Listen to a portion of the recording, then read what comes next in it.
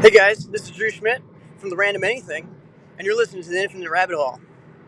Yeah, I've been listening to you guys for a while now. I got exposed to you guys from Asher's from Wednesday We Talk Weird. Keep up the great work. Love it.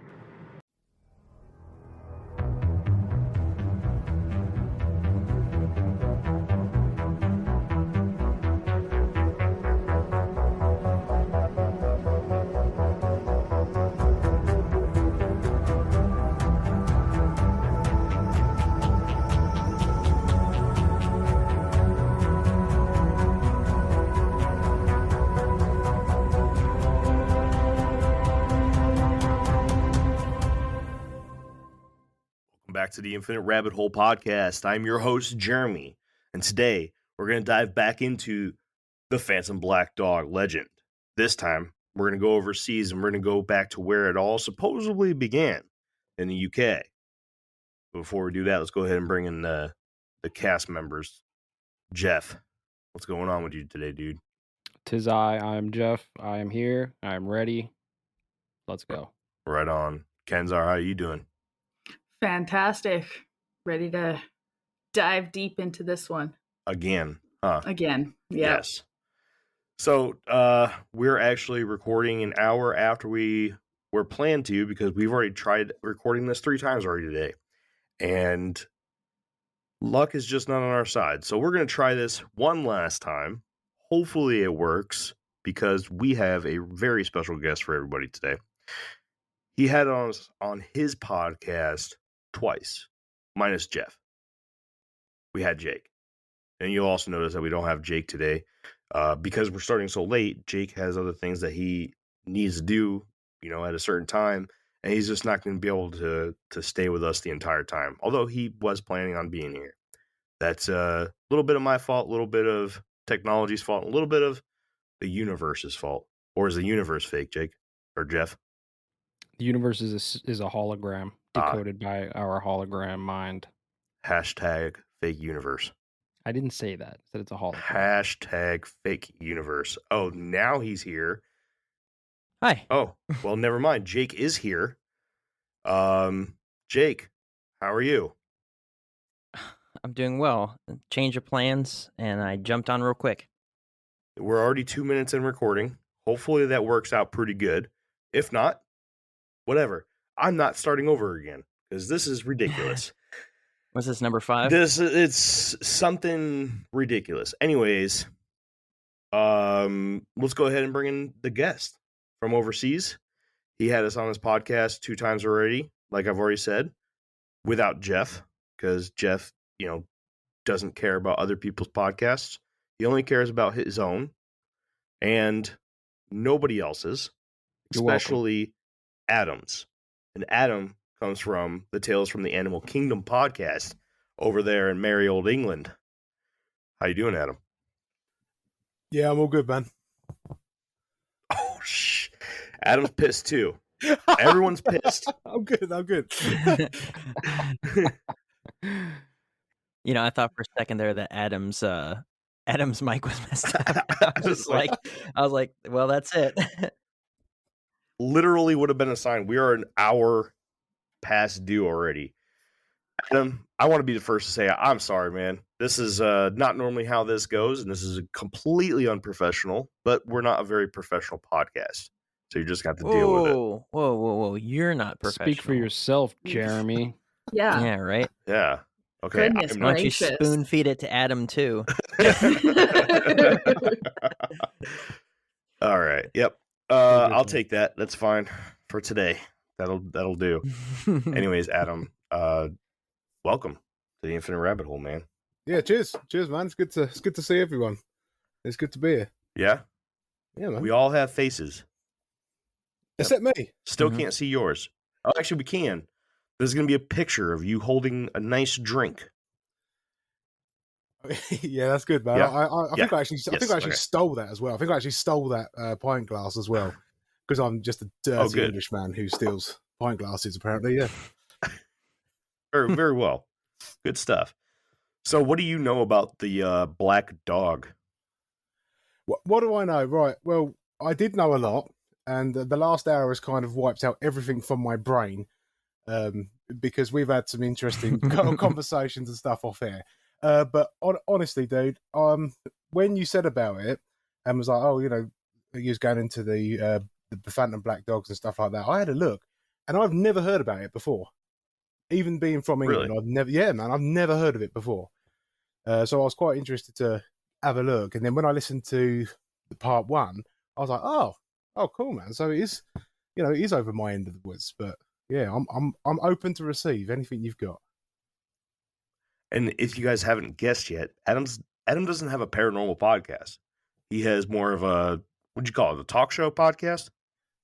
Yeah, I talk to anyone about anything, really. That's the kind of niche that I'm going for with the podcast. So, yeah, I have anyone on from, like, well, anything, really. If you like trains or if you like anything, I'll come on the show and talk to me about it.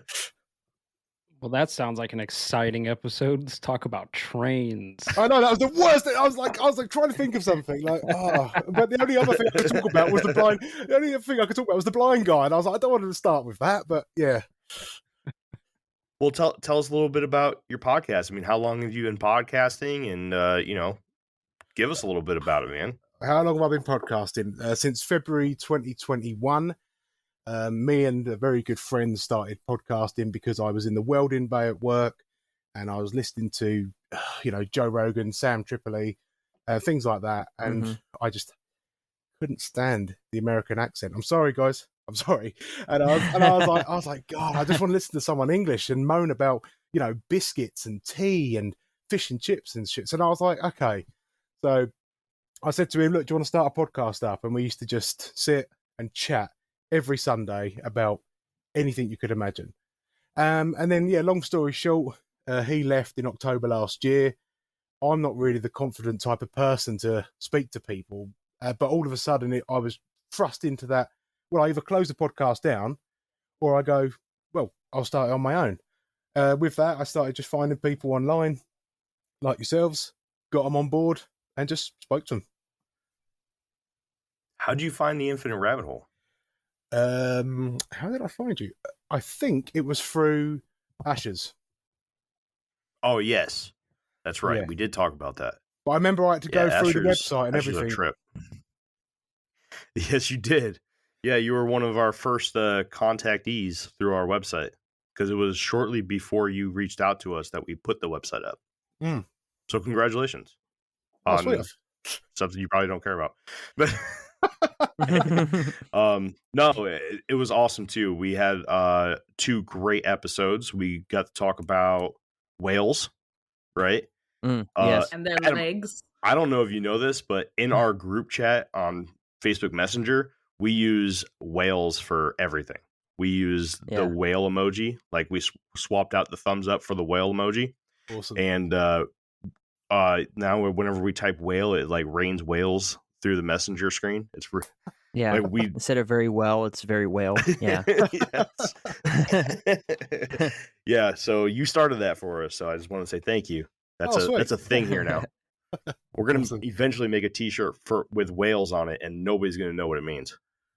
I would literally buy that. That would be great. Yeah, man. Hook me up. I want to buy one of them, man. Right on. You got it. Does anybody else have anything to put out before we jump into these Phantom Black Dogs? I do.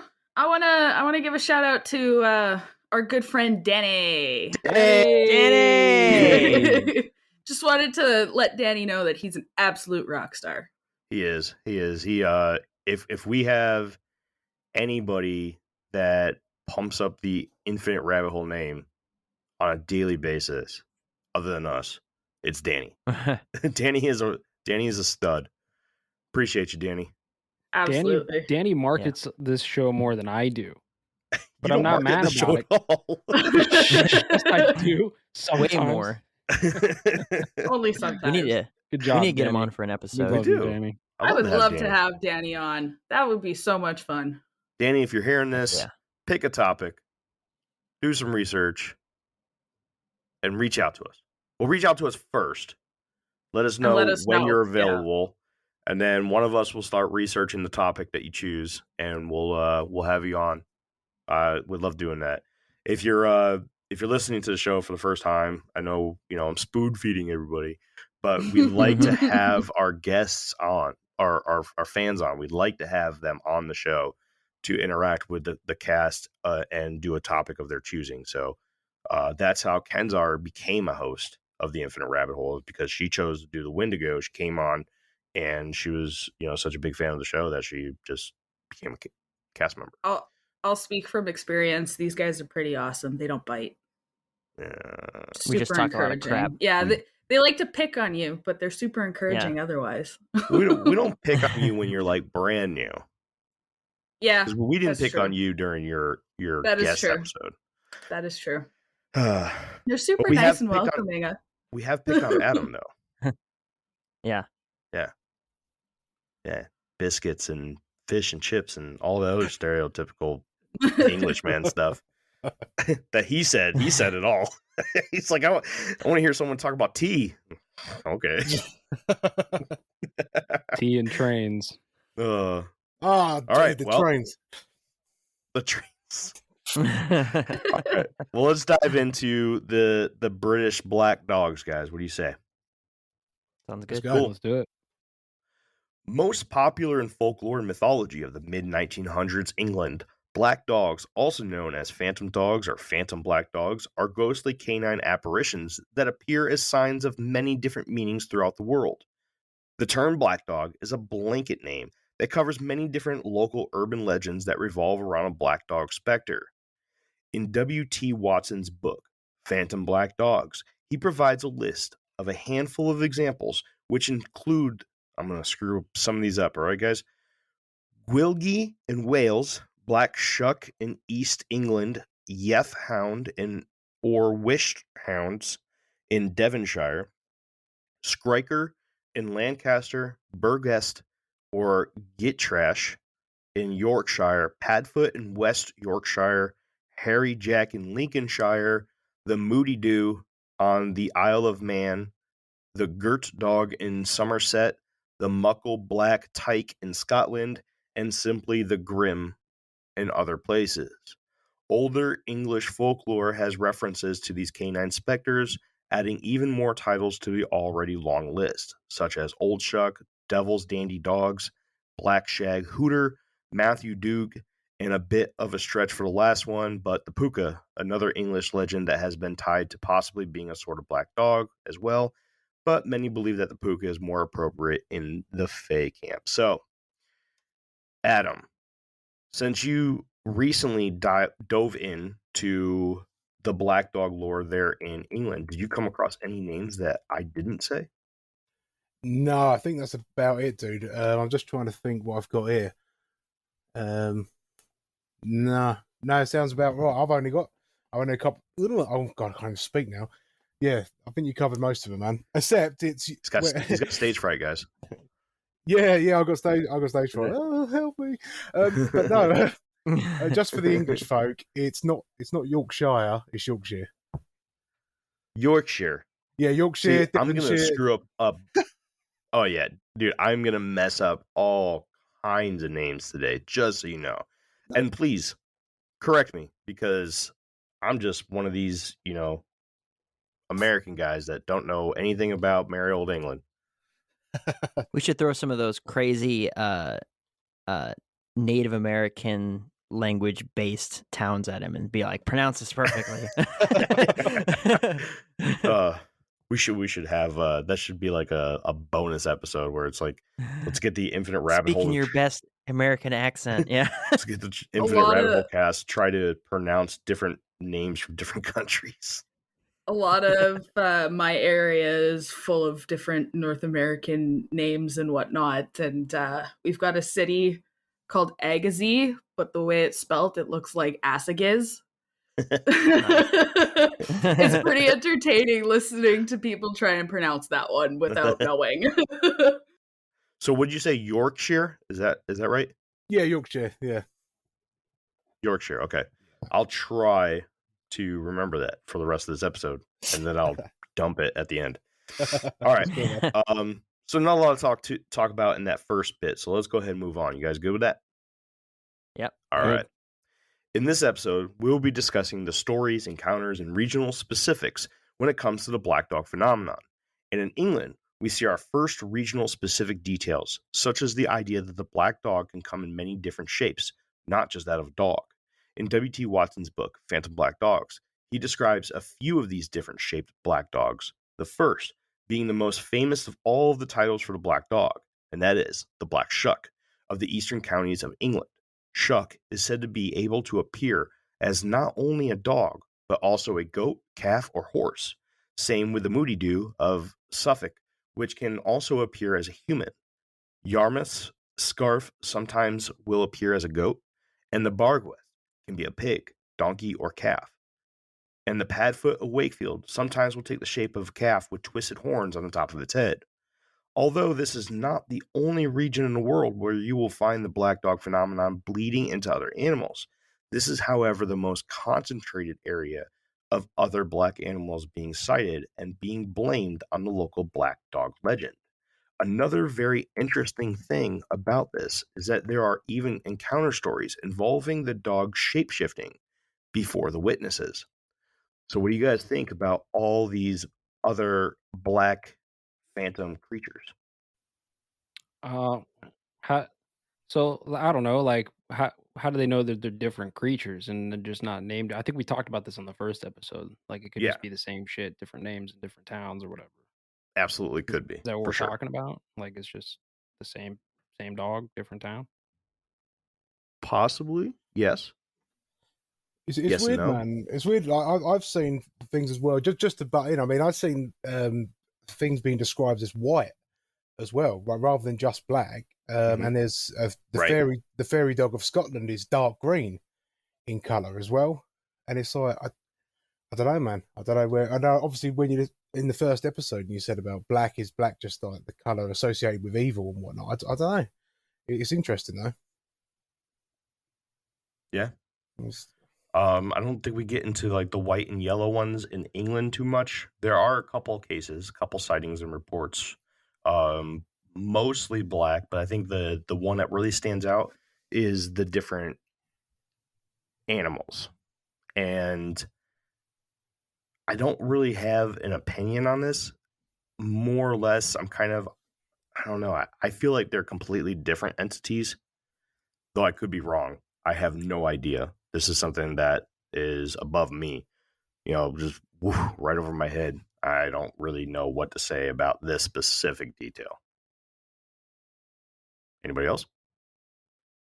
Yeah, I don't know. I have the same opinion as I did when we had the 1.5 episode and we were talking about the different colors and all that stuff. It's just like, okay, well, now they're just adding more stuff to it. So for me, it's becoming less and less believable than a consistent, this is a phenomenon that happens. Now it's just like, yeah, let's just throw everything together. Watch out for that fence. Could be a paranormal entity. Could be a shadow could black be fence. The black dog. Yeah, yeah. It's just like, all right, well, let's just add everything in there. Was it the size of a minivan or was it the size of a shoebox? Or a loaf of bread or whatever it was. It's just like, okay, here we are. We're just adding more and more and more stuff into it, making it, in my mind, sound way more ridiculous. If it was consistent and it was just like, there's two types, there's a white one and there's a red, or there's a white one and a black one, and it's, a silhouette of a dog or whatever it is, and it was consistent along every single, story and stuff like that, I could really hang with that a lot more than just this edition and this next edition and all sorts of stuff. Be like, it looked like a goat, but I knew it was the black dog. And be like, okay. And here we are. So yeah, I don't know. I'm hanging, but it's still like, yeah, I think I agree as well, man. It sounds like people just making up as they go. Yeah, I'm with you. I'm with you on that, dude. Like, it's just if it was more consistent, it'll be more believable. But like you say, someone says it's calf size, someone says it's this size. Is it size of this or what? It's like, oh, come on. It just feels like people are, getting the story, changing it, chopping it about to, I don't know. But my mind's still open.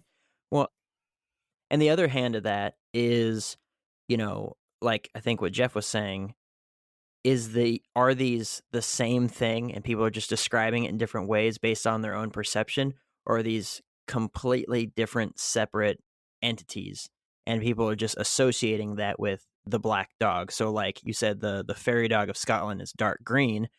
Well, if that is real and someone saw that and they're just like, I think I saw the black dog, but it was green, but they just have that knowledge of the, famous black dog phenomenon, and that's what they attach it to, but they're saying that it's something completely different. Or someone that sees a dog man, they say, I saw a werewolf, and they tell everybody that they saw a werewolf.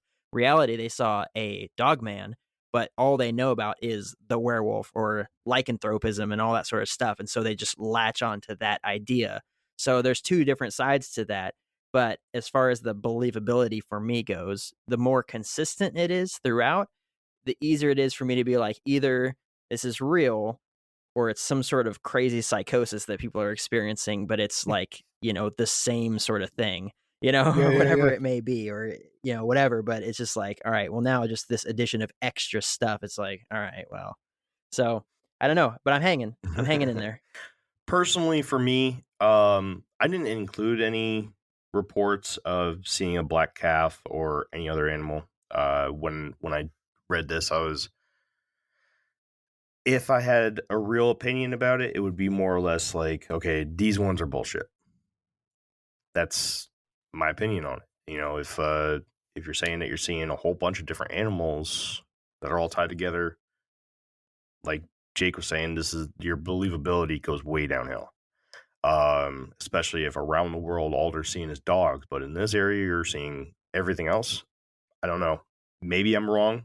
Maybe it's closer to the point of origin. Maybe other animals fall into this. I don't know. But to me, I'm ignoring it. That's just me. You guys ready to move on? Yeah, let's go. Oh yeah. All right, let's go to the West Country. Commonly spotted near burial sites and other ancient areas of West Somerset, Exmoor, Blackdown Hills, and the Quantocks, the black dog of the West Country of England are numerous and have been witnessed in many different forms and situations. A woman by the name of Ruth Tongue personally told author and folklorist Theo Brown a tidbit about the black dog of the West Country. This particular account comes from Quantock. Quote, the Quantock black dog can be friendly and has been known to guard and accompany straying small village children picking warts or mushrooms. I have heard of cottage women whose toddlers wandering about the nearby combe who never worried because of the girt old black dog up over took care of they. They did not refer to a farm dog, said by Ruth L. Tongue by personal conversation to Theo Brown, 19 September 1960. The West Country. The lore of the phantom black dog is so ingrained in the history and society that many places are named after these ghostly mutts. In the parish of Washford Pine, there are two hamlets known as Upper and Lower Black Dog. An old pub in the same area that has been on maps since as early as 1765 is named the Black Dog. In Uplyme, near Lyme Regis, there is a building known as the Old Black Dog and was erected in 1916 as a hotel. This building was built to replace another, which was listed in 1950 as the Black Dog Inn. Other smaller businesses throughout the West Country have a variety of names with black dog references in their titles as well. These businesses are encompassed by roads, parks, and other landmarks bearing the black dog's likeness. The West Country has historically had one phenomenon that sticks out that seems to have tied to the subject. In the times that people would travel by horseback, it wasn't uncommon to discover people who were unconscious on paths and roadways. While the victims would come to, they would very often tell a story of their horses being spooked by a gigantic black dog with red eyes. This trend happened uncannily near moors, swamps, ponds, and other small bodies of water. So what do you guys think about the ties between the black dog lore and businesses, buildings, or landmarks bearing the name or the likeness of the black dog, even though some of these things go back to as early as the 1600s? Do you think there's anything there? Does this help the argument? No.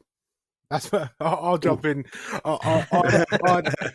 I think that's just pure coincidence, really. I mean, I'm not being funny. We've got loads of pubs over here, and most of them are called like the Red Lion, but it doesn't mean there's a red lion they've seen there. It's because it's patriotic, over here. Until we get into a Red Lion episode. Well, yeah, exactly, man. Oh.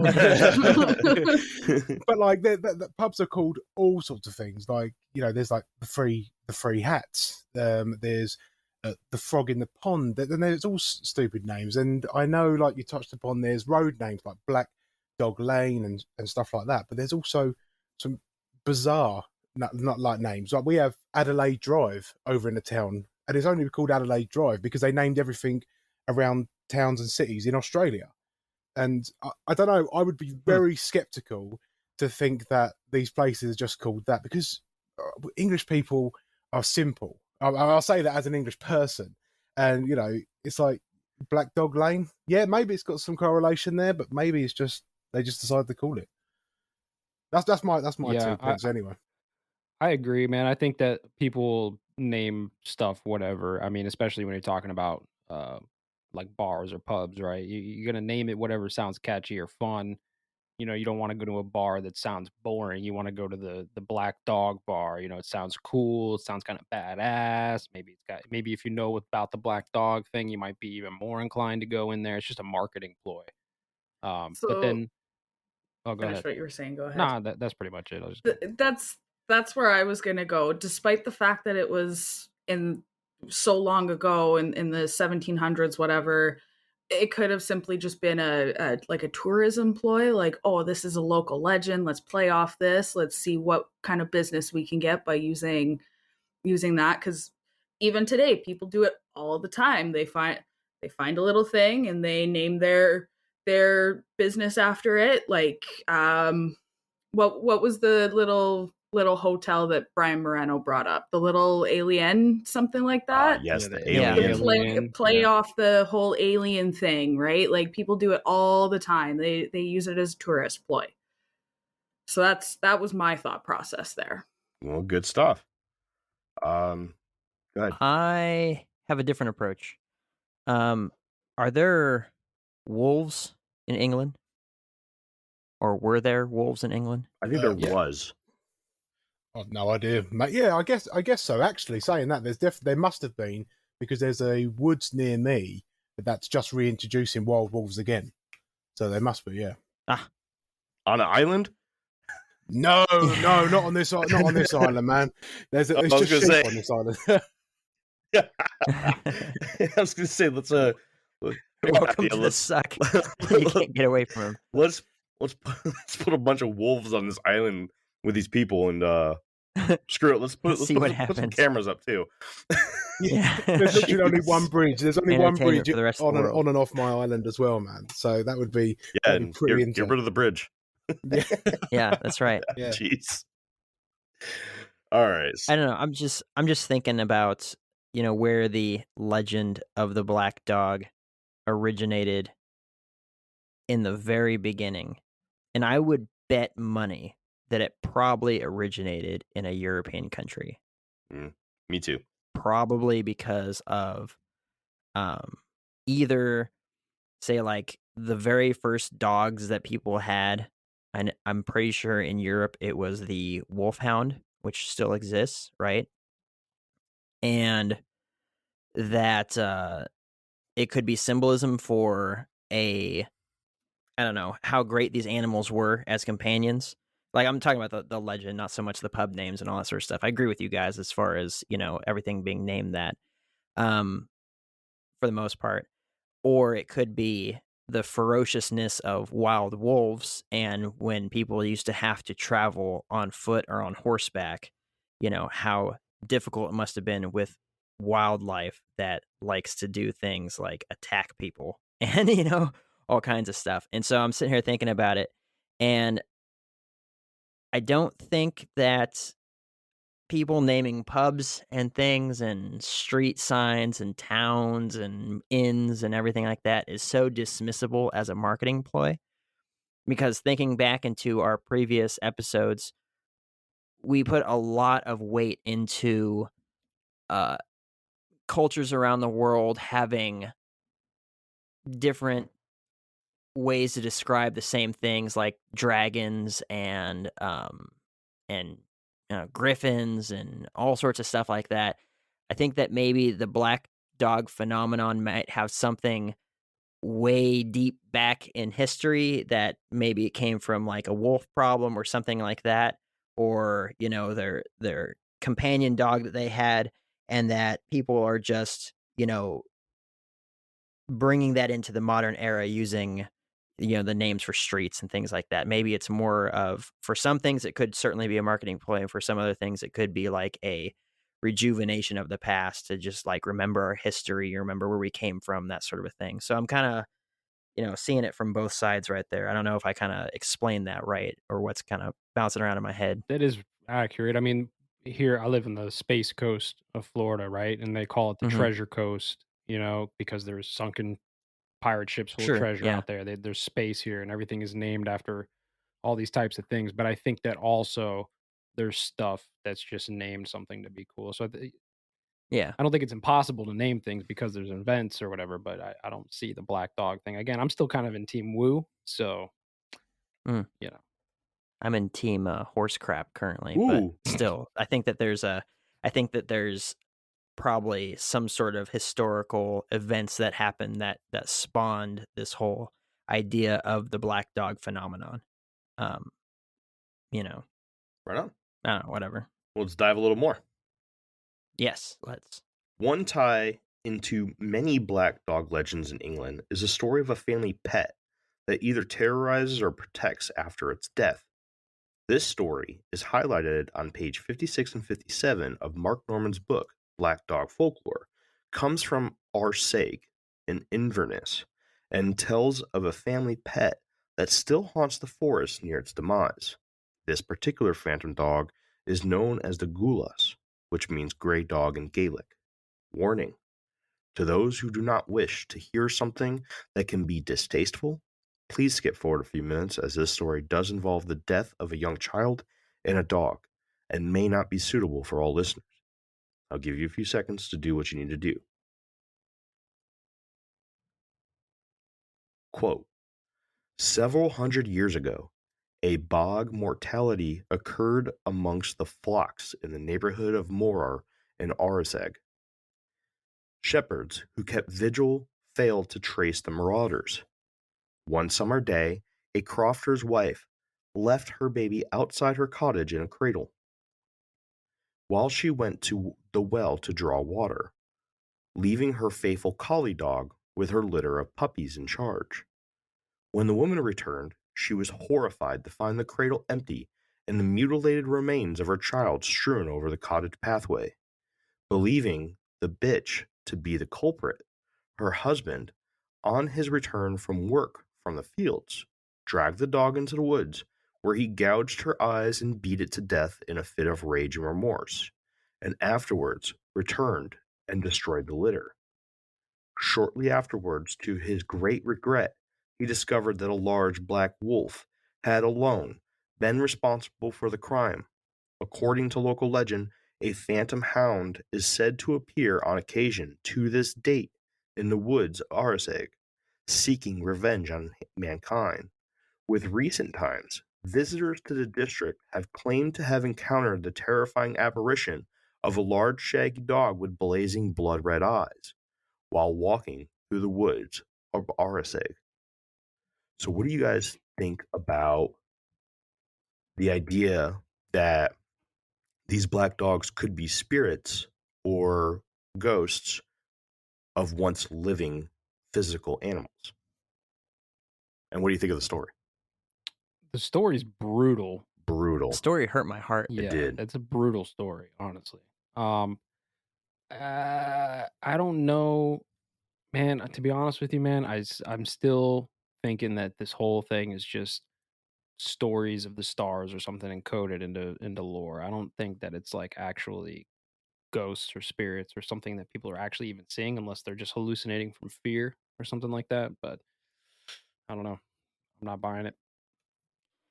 I think I agree with Jeff. I think that it's more like people are actually seeing something that frightens them, and they're latching onto a story that they've already kind of indoctrinated into their heads through repetition and stuff. Like, for example, if someone knew about Sasquatch and stuff, I'm not picking on you, Jeremy. Your story is separate from this. But if someone already knew about Bigfoot and then they saw a black bear standing on its hind legs, at first glance, they might think that's a Bigfoot. Right. Before doing further investigation. And that's why we have so many cases of mistaken identity and stuff. But also, I'd be, as brutal as that story was, I'd be willing to bet money as well that none of our listeners actually skipped forward, since missing 411 is one of our most popular topics. Oh, absolutely People not. like death on here. Oh, yeah. Our listeners love death. Yeah. Yeah. Adam, Kenzar, what do you guys think? Anything? Yeah, man. I mean, just... that story is brutal as hell. I was like, oh, nice. That's nice and cheery for a Saturday evening. But to go against the grain, man. I mean, I know Jeff and Jake, say, your views, but I don't know. This is where I sit on the fence, right? Because if I was a dog, right, I'm not. Well, I don't think so, anyway. And if I was a dog, and that happened to me, and dogs are sentient enough to understand that that's happened, and they were come back as spirits, I would haunt the shit out of the person who's done that to me, gouged my eyes out, and killed my little brother or little sister, whatever it was, the baby, and all my litter of puppies. I can tell you now, if I was a dog, I would haunt them. So, yeah, okay, maybe, I don't know if I believe it or not, or like you say, it could just be them manifesting an image in their head or whatever, but if spirits do exist, yes, I think they would. I think they would haunt that situation. I think that the desire for revenge and to get even is pretty much exclusively a human trait. So that's where I'm. Yeah. That's why I'm not buying into it, because dogs, like even super abused dogs, they don't attack people after being in crazy abusive households because they want revenge. They do it out of fear, because they're trained and learned that anytime someone gets close to me, it's because they want to harm me. So you see those freak out moments of dogs that are in like pounds and stuff, and it's not because they're angry and they want to attack because, I've been wronged. It's because they're scared and stuff, which could play into it too. It could just be perceived as a vengeful spirit instead of a, stay away from me. I don't want to have anything to do you. You just happen to cross my path and I'm going to be aggressive towards you, sort of a thing.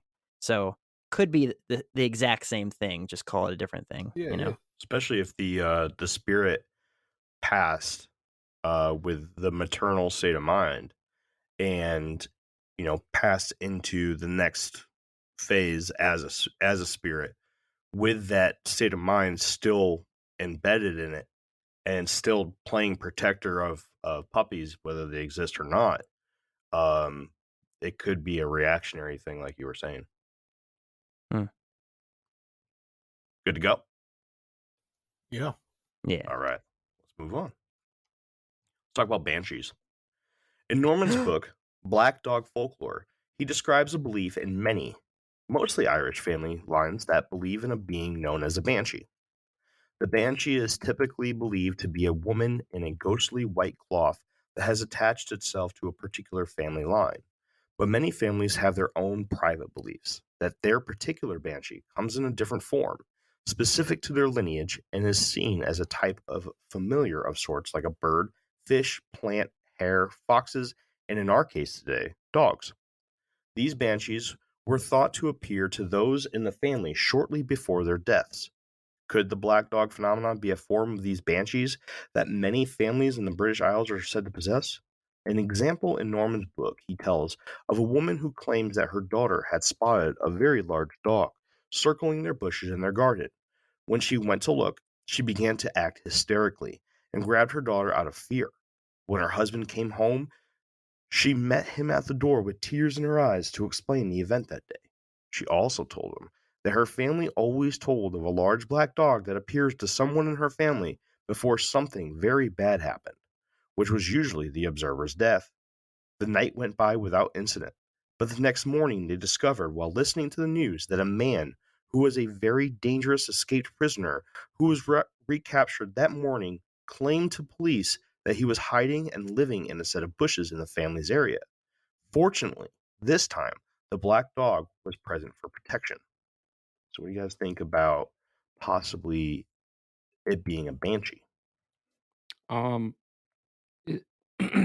what I understood, a banshee is not like a banshee is a totally different kind of spirit. Is it not?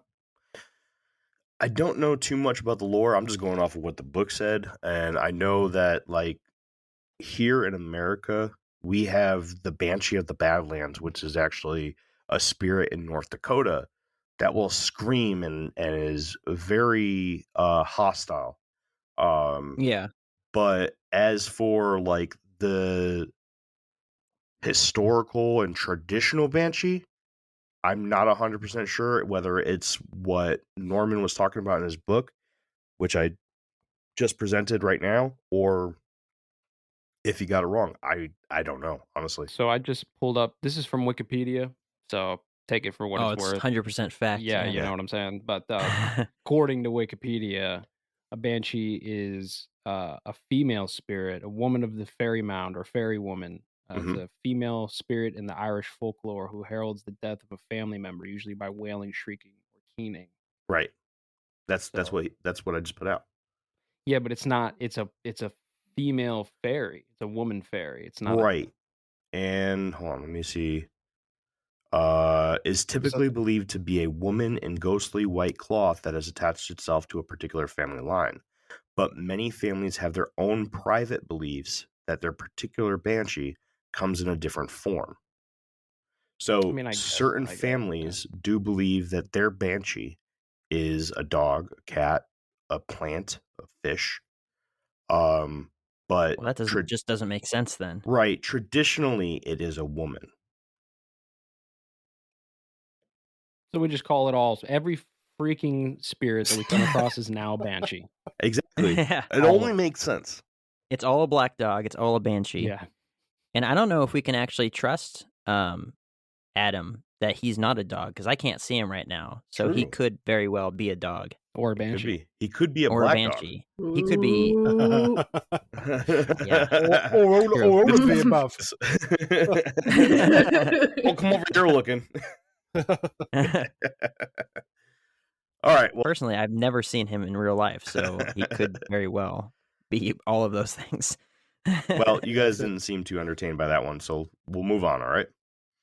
It's just because it didn't make sense. Gotcha. You know, it's another edition of something else, and it's just like, oh, what about this? And it's like, yeah, I think that added more confusion than it did clarity. I'm calling bull. Absolutely, and that's technically the point of me adding all this stuff. Is you will get these regional variants and beliefs on the Black Dog folklore that don't make sense, or that just adds too much to the pile. But you also have to remember that even though here or there in northern UK, they believe that it could be a banshee, there may be something very similar called by a different name in a different country. And that will be more apparent as we move further into some of the other regions of the world. But I do have some Black Shuck stuff, which is pretty cool. Would you like to go over that? Yes, please. Let's do it. Yes. All right. Not only in this episode, but throughout the series on Phantom Black Dogs, I will reference a particular black dog that goes by the name of Black Shuck. The Black Shuck goes by many different names similar to this one. Names such as Black Shock, Old Scratch, and simply just Shuck. I find it important to dedicate a small section of this presentation to this particular Phantom Black Dog, as it is damn near impossible to do any research in the phenomenon without stumbling into a mention of Old Shuck. Sometimes the Shuck is witnessed without a head or a single eye in the middle of its forehead. These creatures are massive and put on a very threatening posture when discovered. Black Shuck, in particular, is also known to be seen in different animal forms other than a dog. It has been reported as a horse, calf, and in Norfolk, it has even been reported as being a goat on occasion. The stories of Shuck go back to 1127 along the the English eastern counties of Norfolk, Suffolk, and Cambridgeshire. The term shuck originates from a derivation, that word from the Old English word of skuka, which means evil spirit, demon, or devil. The description of this particular black dog is spot on with other legends from around the world, and this particular one is said to stand as tall as a horse on occasion. Shuck does have a few descriptions that are uniquely Shucks. As far as I can tell, Shuck is the only black dog legend that gives a specific time frame for your demise once you have witnessed its omen of death. They say that within the year you will be dead. So if you are in an area that is known to be frequented by the Black Shuck, keep your eyes closed, and whatever you do, don't lay eyes on old Shuck, as it means your death. The Black Shuck is also known for haunting cliffs, bogs, and churchyards, so be careful when in these areas. And I'm actually going to dive right into the next part because it kind of goes along with Shuck. The Bargwest type black dog is known as a more threatening creature than some of the other types that we have talked about. The Black Shuck is categorized as a Bargwest, and so are many others that we will visit in time.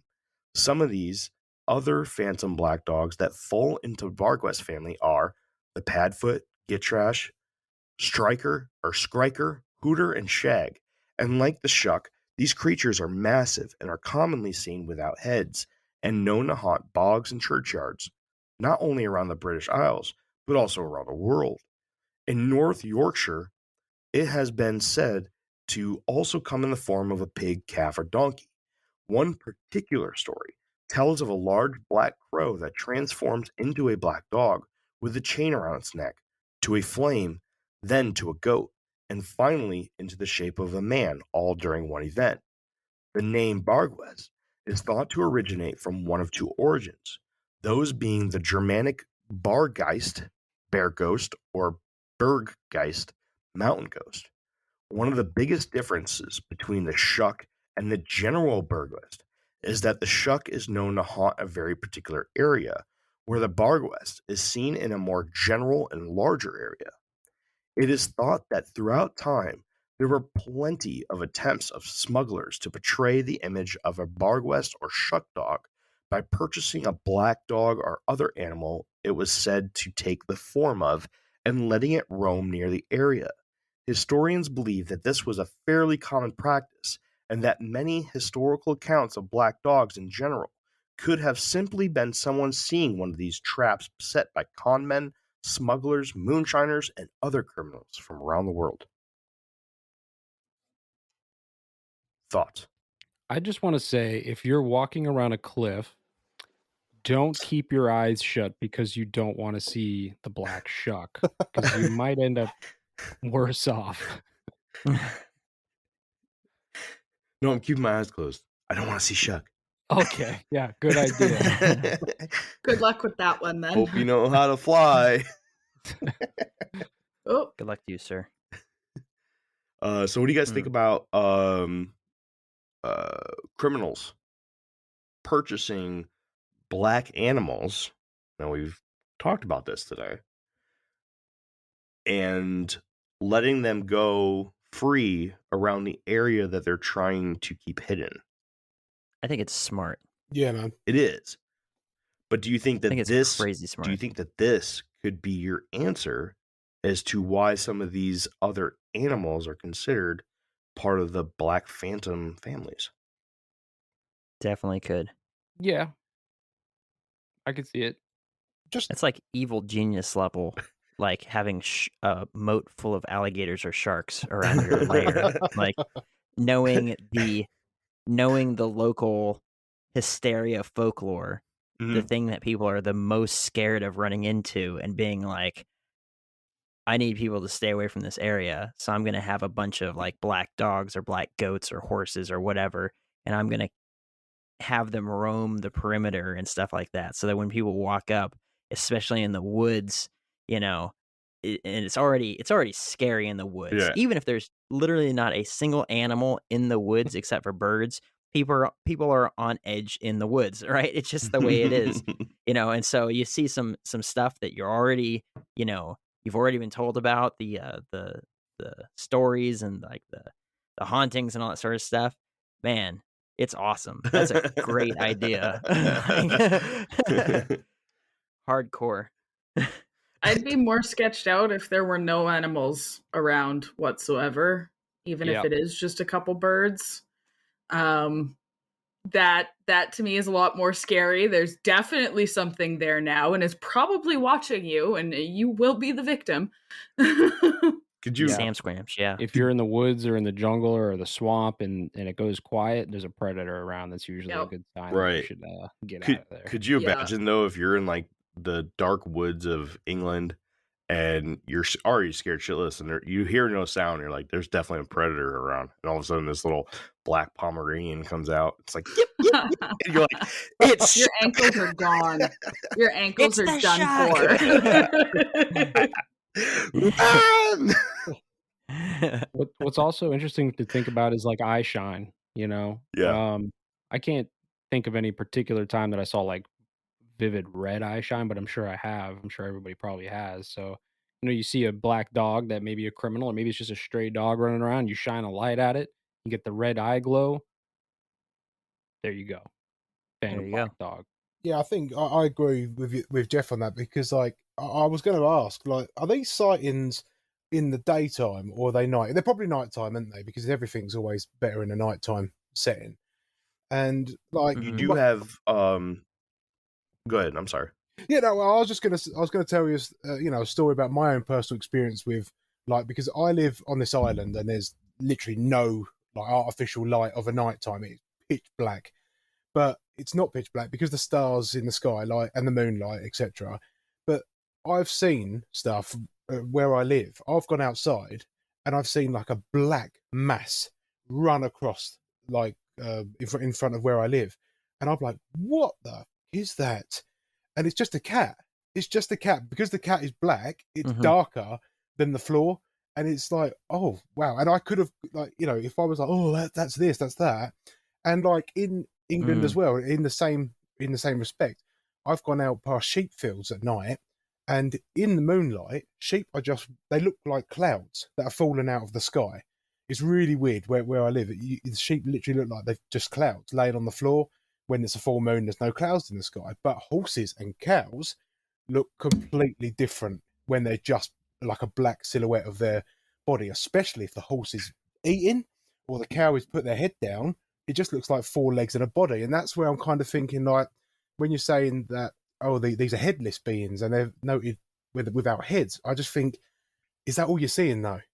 Things like that. And on top of like noises and shit like that makes things more scary, we have a woods that's about 20 miles away from my house called the Screaming Woods, and it's one of the most it's the most nice. It's the most haunted town in England, called Pluckley, and it's absolutely rife with ghost stories and phantom horses running up and down. You can hear all of that sort of stuff.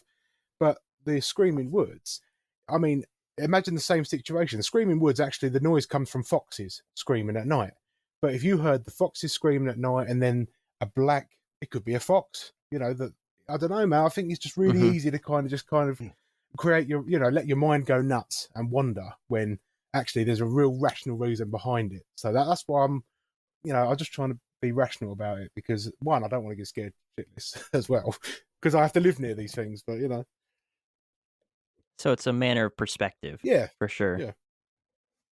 Did you see Kenzar's face when you said that? She's like, gosh, that's so metal. She's like, pretty awesome. And I'll be honest, I want to go. I want to get a shirt that says, I survived the Screaming Woods. Oh, heck yeah. I'd totally sit there all night long just listening to animals screaming. It's That's the so much coolest fun place. to me. It's the coolest place. Take an infinite rabbit hole trip.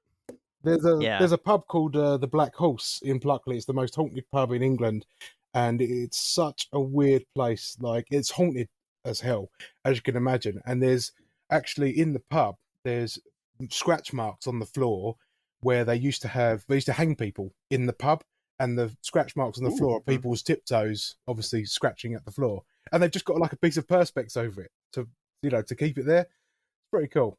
Yeah. It's, that's metal. Hardcore. Hardcore. Yeah, man. Turn a medieval dungeon into a pub. Yeah, that's it. Be like, you see all this this burnt orange color all over the ground? That's all human blood. Like, wow. Hardcore. Nice. What's I'll interesting take about another that, Jack and Coke. there's here in Florida in St. Augustine, there's something called the Medieval Torture Museum, and there's also a bar attached to it as well. So there you go. Nice. It's a thing. Right on. No, Screaming Woods sounds fun, actually. Like, we should do it. We Yeah, should. let's go. We should I'm totally down. We do should that. camp out in the screaming woods. Totally down for that. Do they allow people to go out there and camp?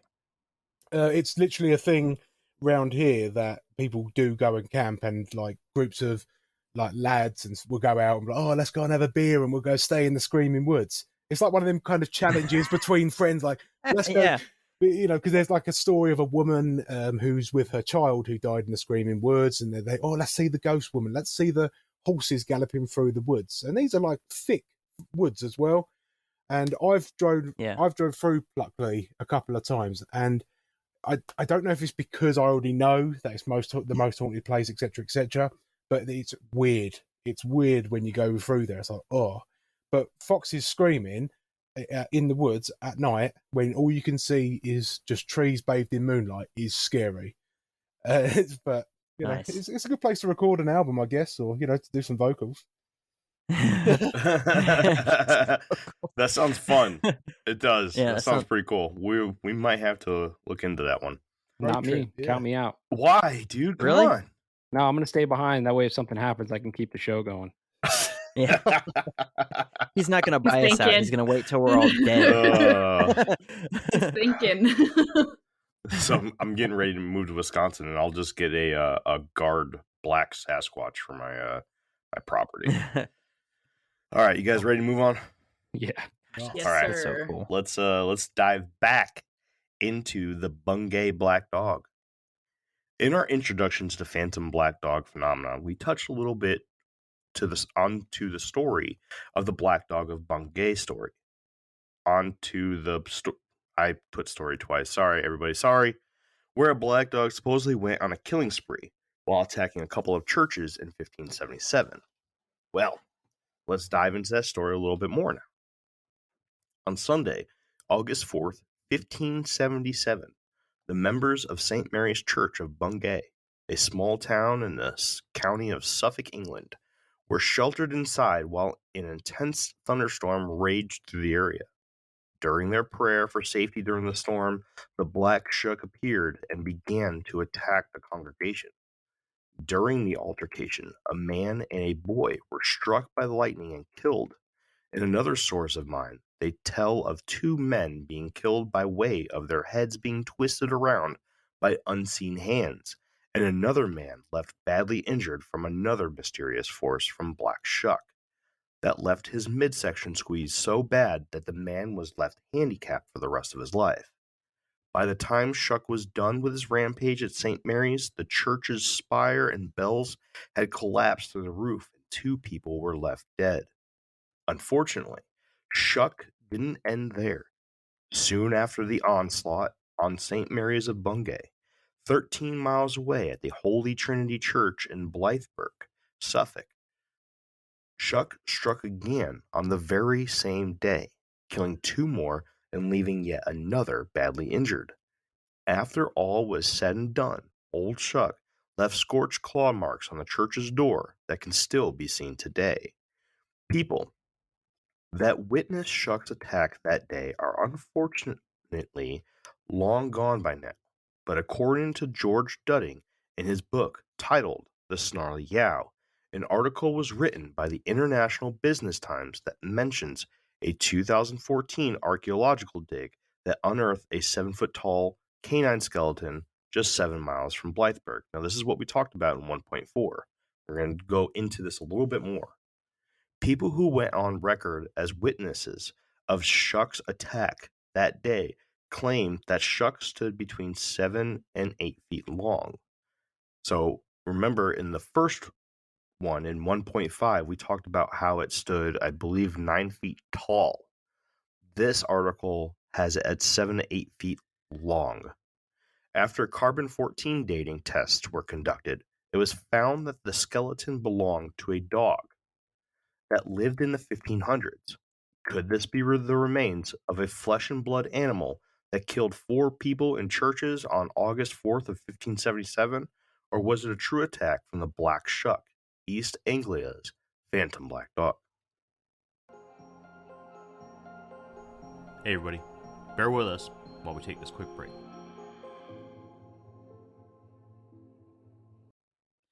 You said the guy was squeezed? Yes. That sounds more like a dogman attack. It does, but so the actual events, from what I understand, because every single source that you go to about black dogs, and especially when you're looking into England stuff, the Bungay church attack is always there. It is the number one thing in all of black dog lore is the Church of Bungay black dog attack. Or that whole day. And basically everyone has a slightly different story.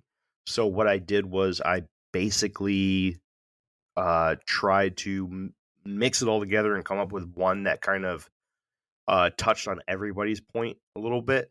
And I found that when you look at older articles, that's basically what happened, right? Everyone got a little bit of the story right, and the older ones is basically a mixture of all of them.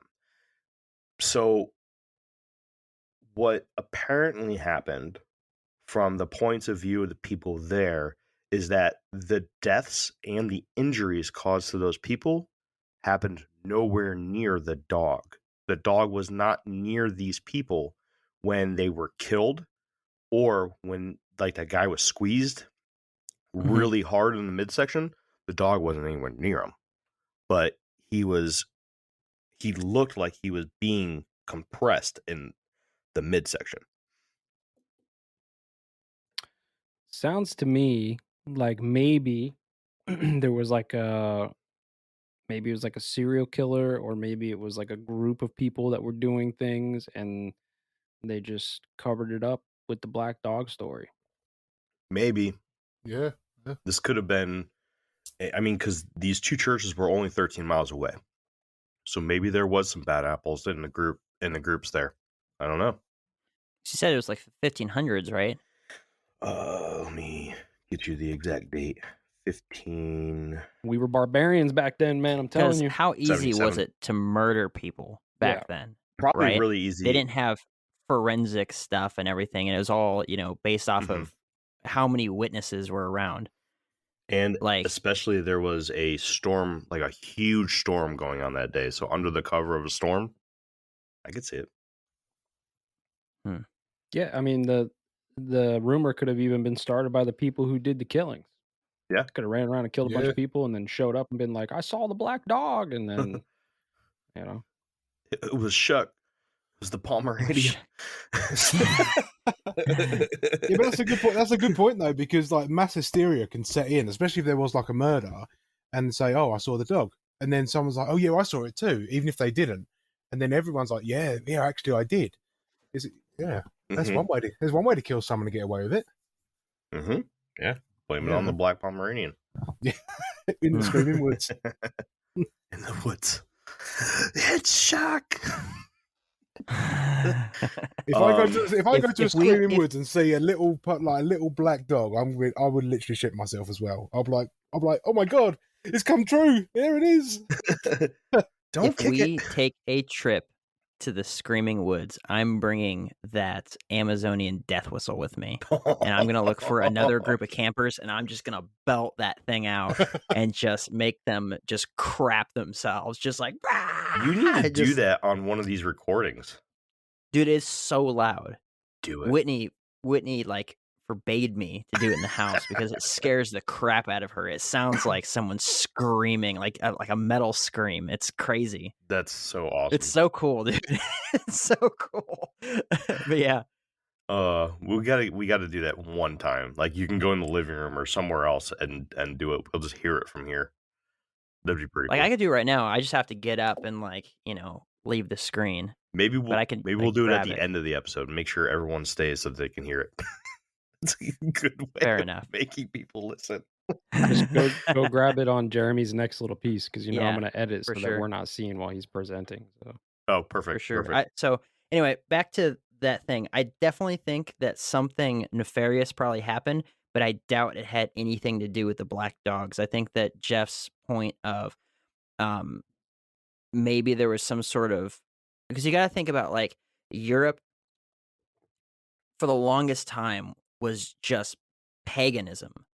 It wasn't until Christianity, or Catholicism rather, actually started spreading throughout that area that people started getting pulled out of paganism and brought into under the umbrella of Christianity or Catholicism or whatever it was. Actually, it was Catholicism until Martin Luther brought around Protestantism. But so a lot of areas were pagan, and they had pagan rituals and stuff like that. And even the people that were turning Catholic at the time, paganism was still super rich and ingrained in the culture in the Gaelic areas of Ireland and Scotland and parts of England and in Germany and all those different areas all over the place in Europe. That deep, rich cultural and historical, like, paganism was still ingrained in even, like, how they practiced, worshiping God and stuff like that. And that's why we have some of the holidays that we have. And it's like, oh, well, that's a pagan holiday. Yeah. It's because all of that sort of stuff. So I can't think for 1 second that, it wouldn't have anything to do with that if, like, some crazy weird murder string just happened, and, like, what's the perfect time to do it, maybe there was some sort of significance to a massive storm and there was some ritual being played out. Like, who's to say? But I think that during the 1500s and later in medieval times and all that sort of stuff, it was probably so easy to murder people. probably. Like, without the forensic evidence that we have now and the investigating and stuff, literally most of all that stuff was just word of mouth. How many witnesses were there? Even biblically speaking, if there was, you have to have, I believe it's 3 or more witnesses to accuse someone of a crime. Like, it's all based off of who was there and who saw what. So if everyone has the same idea of just like, we're gonna kill some people, and then they're all just like, oh, it must have been the black dog, like all that sort of stuff. And then there's variations in the story because maybe it was told differently a bunch of times, right? So I think that it has way more to do with some sort of ritualistic practice than it has to do with a black dog attack. Interesting. Yeah, that was not mentioned at all, but that is definitely an outside way of looking at it, which makes sense. Because, a lot of that stuff, like, let's talk about the Vikings for a second. Odin demanded human sacrifice. Mm-hmm. And it was one of the most sacred rituals. Like, they did animal sacrifice too, the Vikings and the, wherever they're at, Scandinavia and Norway. Jeff probably knows. Norway, there you go. But they was just like, there's different variations, but they sacrificed animals, but human sacrifice was not only demanded by Odin, but also it was the most it was the most special of the rituals. It was actually an honor to be sacrificed, and most of the humans that were sacrificed chose to be sacrificed. It was like their own choice to go and be the sacrifice, which is kind of wild to think about. But yeah. Jeez. And in the other countries of more of the European side of the Ireland, Scotland, England, I looked this up just a month ago because I was curious.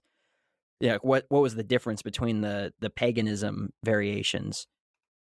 They did the exact same stuff. They just called the gods different things, right? So what's to say that killing people in this circumstance wasn't just another form of a ritual, except maybe the people that were being killed either were willing participants or they weren't. And either way, even if they were, people were trying to stamp that paganism out. So even if they were willing participants, they would have been charged with murder had they said, "Oh yeah, we killed those people." Yeah. So why not blame it on some deep-rooted, cultural lore like the Black Shuck? I get it. So yeah. Any more? That's where I went with that. Nope. Anybody? Kenzar's quiet. Kenzar's just observing right now. All right. He's like, this Jake guy's so full of crap. All right. In 1972, while on duty at the Gorliston Rescue Headquarters in Norfolk, Coast Guard Graham Gant witnessed a large black dog in the beach at about 4:45 a.m. on Wednesday, April 19th. The dog was running around as if it were looking for someone and continued to do so for a few minutes. But what really freaked Grant out was when the dog simply disappeared right before his eyes and never reappeared. At the place of Grant's sighting, there is nothing the dog could have hid under or behind. It is as beach gets. The investigators are convinced that Graham Gant is one of the best recording sightings of one of these phantom black dogs. This encounter happened very shortly after the Coast Guard first set up shop in Norfolk, and Graham Gant was not familiar with anything in the area yet, and neither was anyone else in that service. In the district of Norfolk, the legend of Black Shuck is the local black dog of lore. Black Shuck is said to be a harbinger of doom and storms. Shortly after Gant's sighting of Black Shuck, a strong gale is on record as causing quite a bit of damage to the coast of Norfolk. So what do you guys think about Graham Gant's encounter? Randomly appearing and disappearing sounds like his eyes are playing tricks on him. Well, yeah, that is a very common thing for these phantom black dogs to do, though. It's true. And also the storm connection again. I think that's it's like if you're already expecting something to happen and then something does happen, maybe it's easier for your brain to latch onto that and be like, it was a black dog. What year did you say again? 1972? Is that what you said? Or am I hearing things? 1972, yes. Okay, never mind. Okay. Nailed it. I was gonna say those hippies. I know. Like if it was like if it was like 17 or 1892, I'd maybe question what if these people needed glasses and they're just blind as bats and seeing things. Because I struggle with that, as we can see. I have glasses, so since when? So I see a bird in the distance, but it doesn't look like a bird. It looks like a rat, right? Because I'm blind and that's what I'm seeing. Huh. Well, I don't really find that story very credible at all, really. I just think, but I'm obviously on an island. I'm surrounded by beaches. Like, everywhere is coastline. And I've stood on the beach all the time, and I can see things, and it just disappears. But, is it because, like you say, I'm not focusing on it, or it just disappears without me seeing where it's gone? Has it gone behind? I know the report says there's nothing it can hide behind, but I don't know, man. I think it's a little bit too far-fetched for me, but only due to my own experiences, because I can look at a beach and it'll have like 5 miles straight of nothingness, and especially the beaches we have, dogs run along the beach all the time. They run along the beach up and down, and my wife could say to me, "Oh, did you see that staff running up?" No, I didn't see it. What do you mean you didn't see it? No, she ain't seen a phantom dog, has she? It's just I haven't noticed it. Yeah, I don't know. I don't really buy that one. Or is she? Well, yeah, maybe she is. Yeah, who knows? I don't know, man. Just to think that's like. Did we lose him? We lost him. While he loads back, I just want to say, I think that, and I've said this before, I think we all said this before, I think that when you're scared, you see things. Our brains aren't good at actually seeing stuff, believe it or not. Our brain fills a lot of space in, Yeah. which is why you have things like optical illusions and all kinds of other stuff. But I think that if you're out in the dark and you're already on edge or you're afraid and you see anything, you might not even see anything. Your brain can put something there to fill the space. So you might actually see what you think you see and you believe that you saw it, although nothing is there. And I think that's probably what most of these encounters, and not just these, but a lot of paranormal or cryptid encounters, I think it's just people's brains just putting the information there because that's what the brain does. I may be crazy about this, but is there not a lag between what we actually see versus what we see in our heads? There's like a little bit of a lag between our brains and what we're seeing with our eyes. Am I crazy? How does that work? There is. It's really short, I think, though. Yeah. There is a recent study that says there is a lag, but it's so short that it's imperceivable. And then there's another story or another study that says that there's like 7 seconds, which is complete bullshit.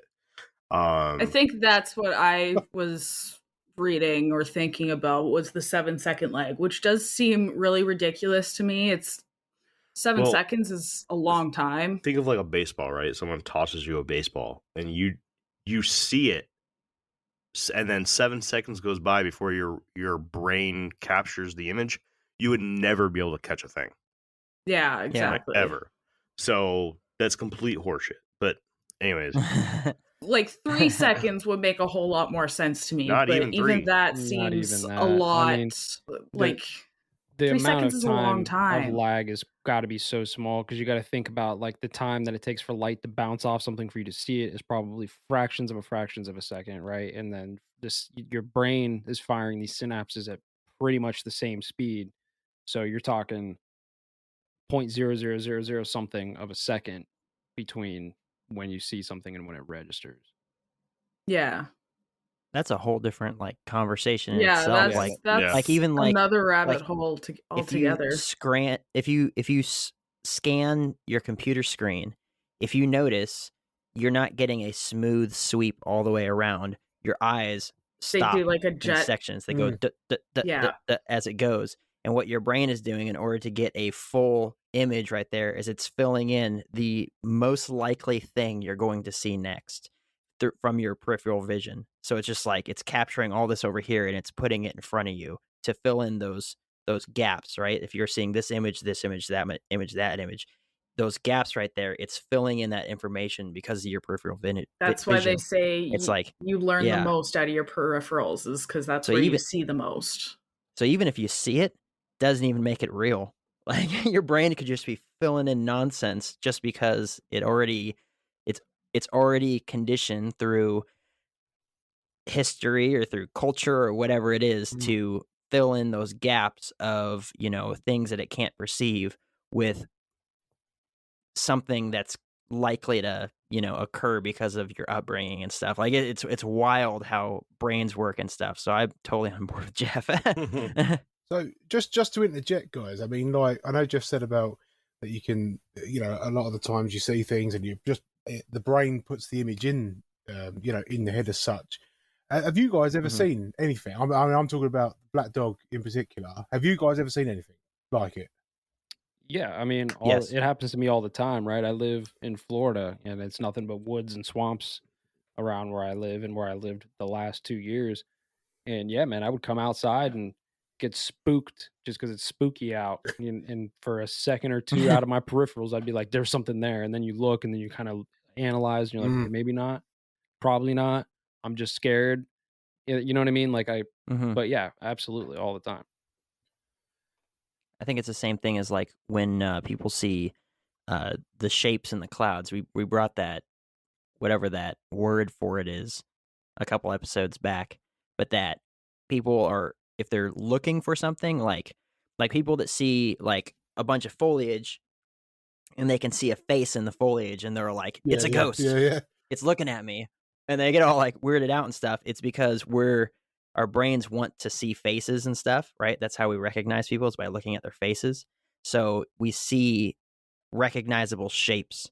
And so if someone out of the corner of their eye sees a recognizable shape, and for them, maybe they're, it's an animal silhouette or a shape or something like that, right away they can just be like, I can see it right here in my peripheral, and this is a hand. And then I look, and it's, well, in this circumstance, it is my hand. But maybe it's a sweatshirt that's hanging up over here, and I'm just like, my brain's telling me that it's something familiar when it's really just, the cloth is rumpled. I actually have kind of a recent story. I was working.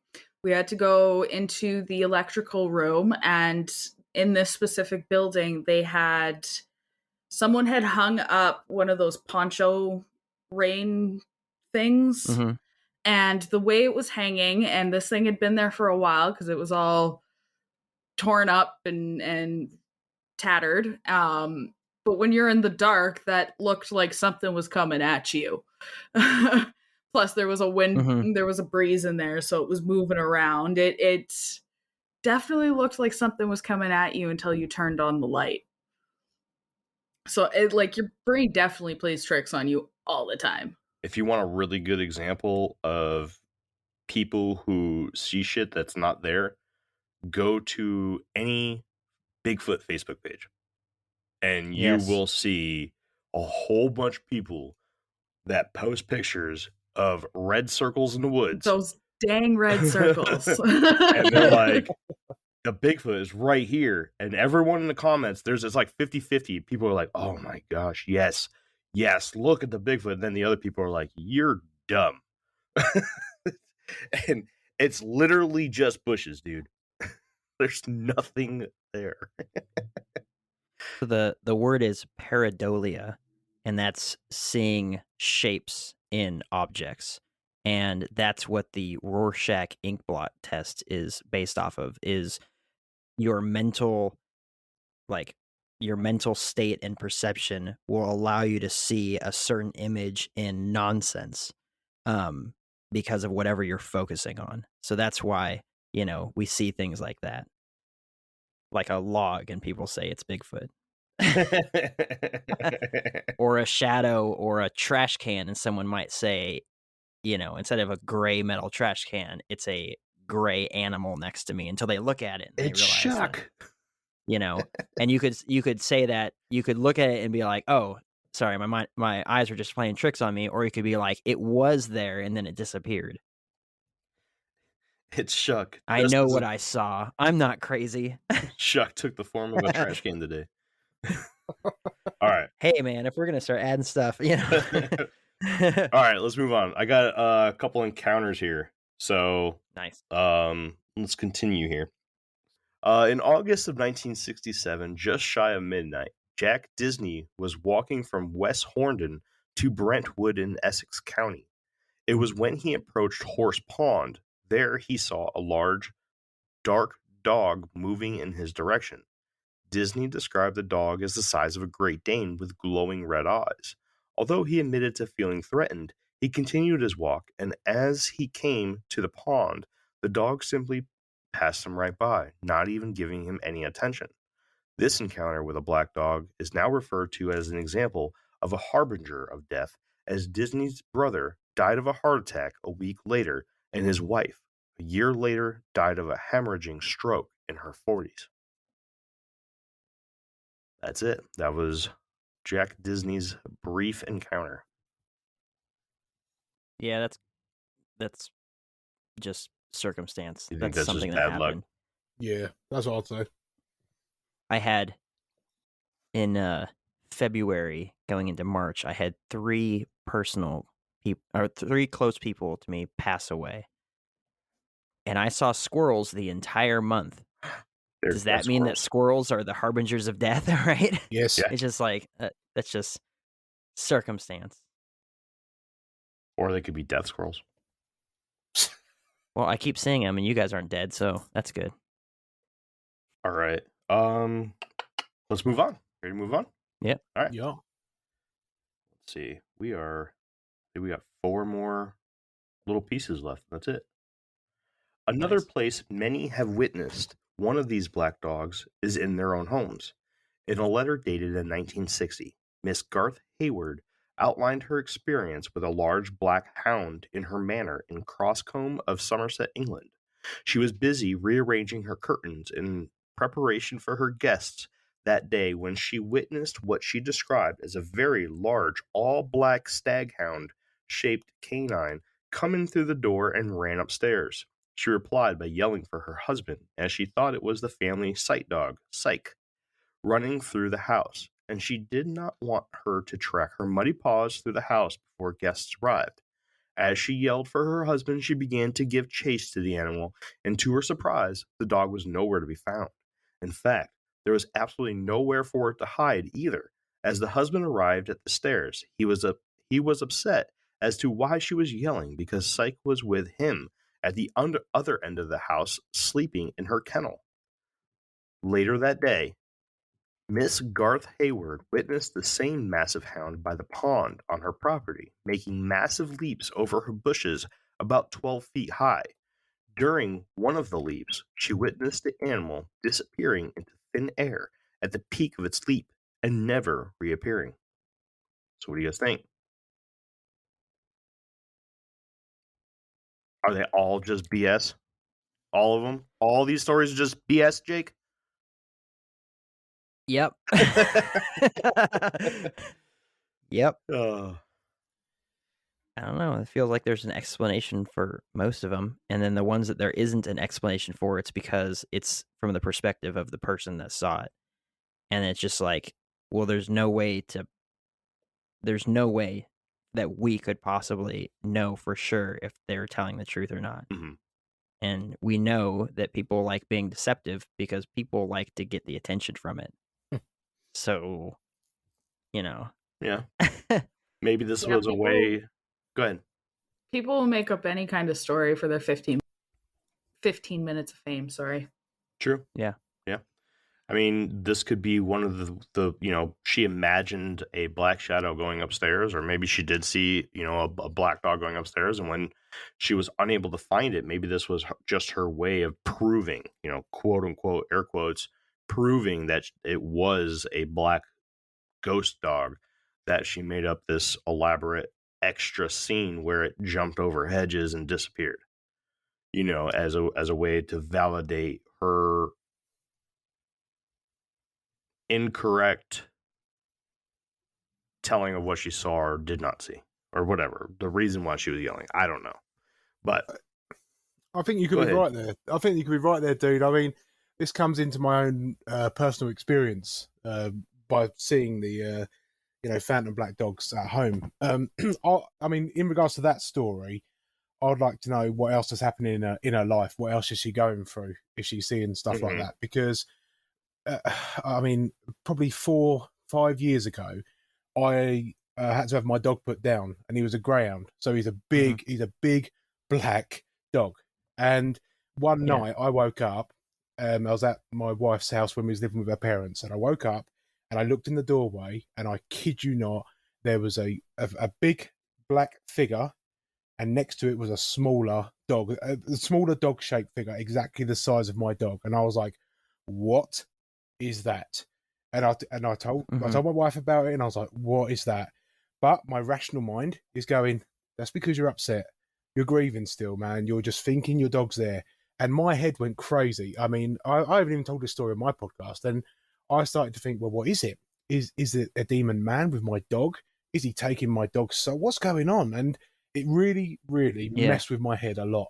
And I was like, no, I don't get this. And from then, I would see in my mum and dad's back garden, where he used to run up and down like 100 foot of garden, I would see this ball of big blackness in the corner of my eye. And I'm like, oh my God, is Ollie running?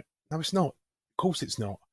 And that's with a lot of these stories as well. I mean, a lot of it is BS. It might be murderers in churches. It might be all sorts. But it might be they're going through stuff as well, especially with the older stories. They might be going through a lot emotionally, and they're just making stuff up or just trying to put, 2 and 2 together. But that's just my perspective of it. And since now I've got over it and I'm kind of, moved on, I haven't had any more sightings. But when it was the worst time of me grieving for the loss of my pet, I could think I'd see him everywhere. So, yeah. Maybe it's like you're just it's the routine of it, right? You're used to the routine of, Yeah, when I'm over here, I have the dog in the backyard and he's running all over the place and stuff like that. And then it's the developing of a new routine and the missing of the old one. yeah, And then, exactly that, man. grief and emotion and all that sort of stuff, for sure. Can't trust our brains for anything. They're crazy. No, oh, they're useless, really. They're useless, really, man. Like I say, I could walk into. Soon after his passing, I mean, he was like 10 years old, so the routine was there for 10 years.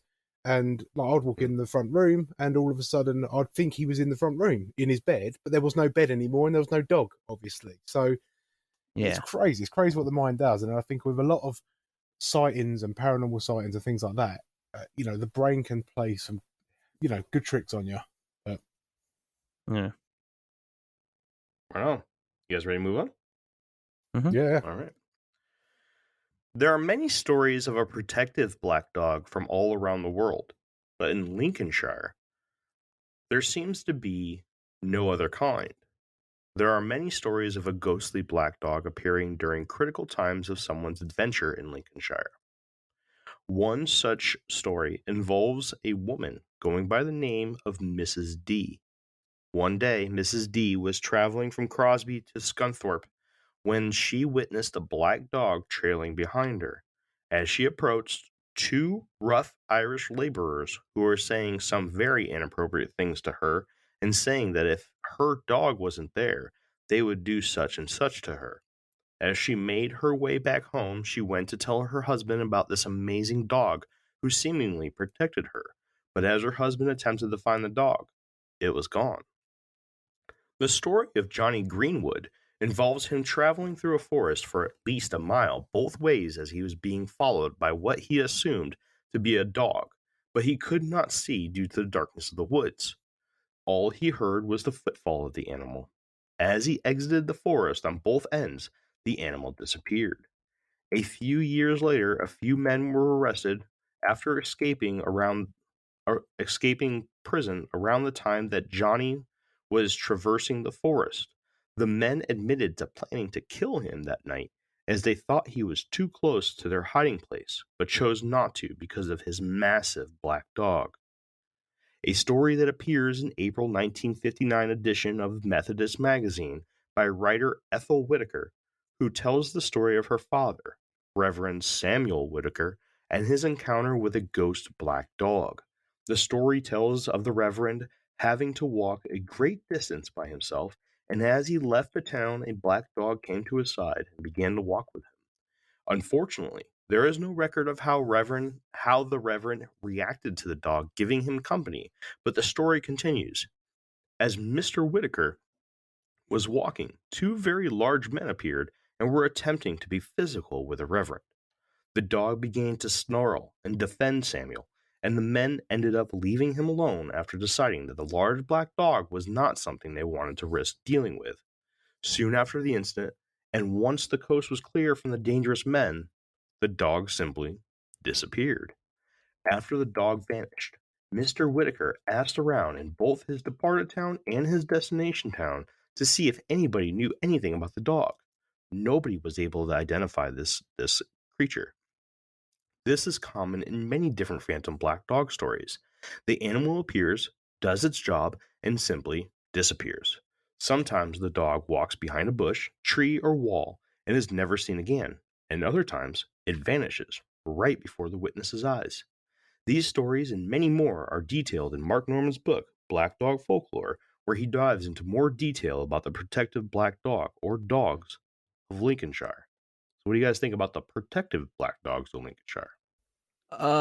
So I'm going to make a parallel here that doesn't quite fit, but I'm going to do it anyway.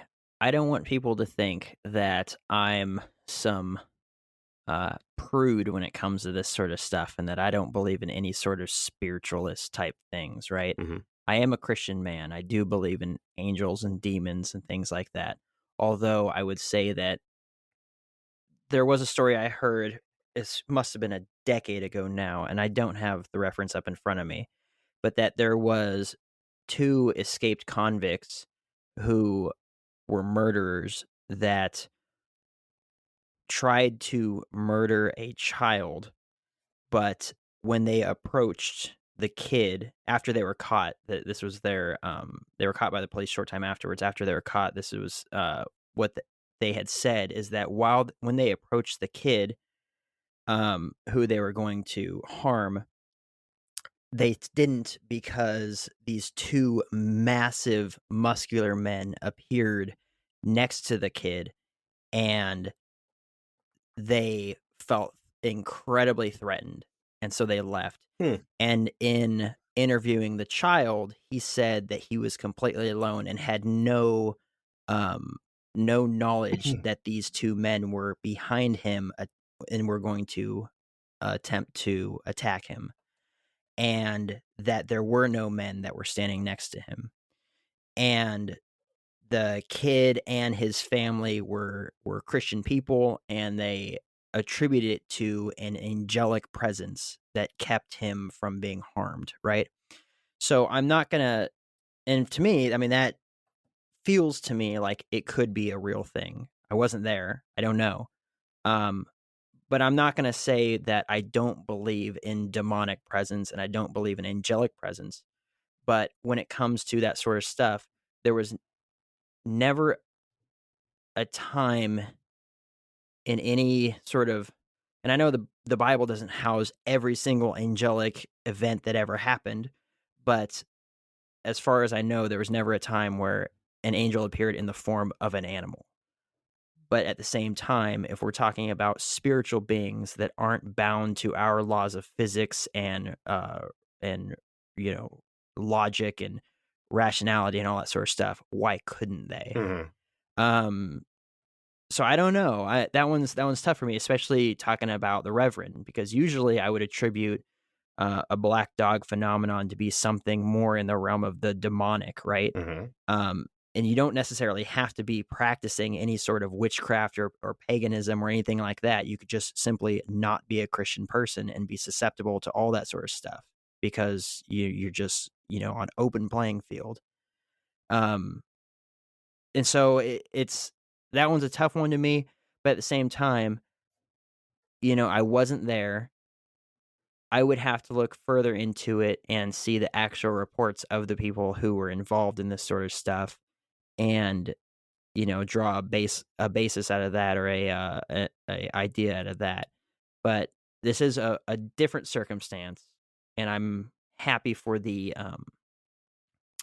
variation. It's not just something negative again this time, right? It's not fear provoking, at least for the people that were being protected.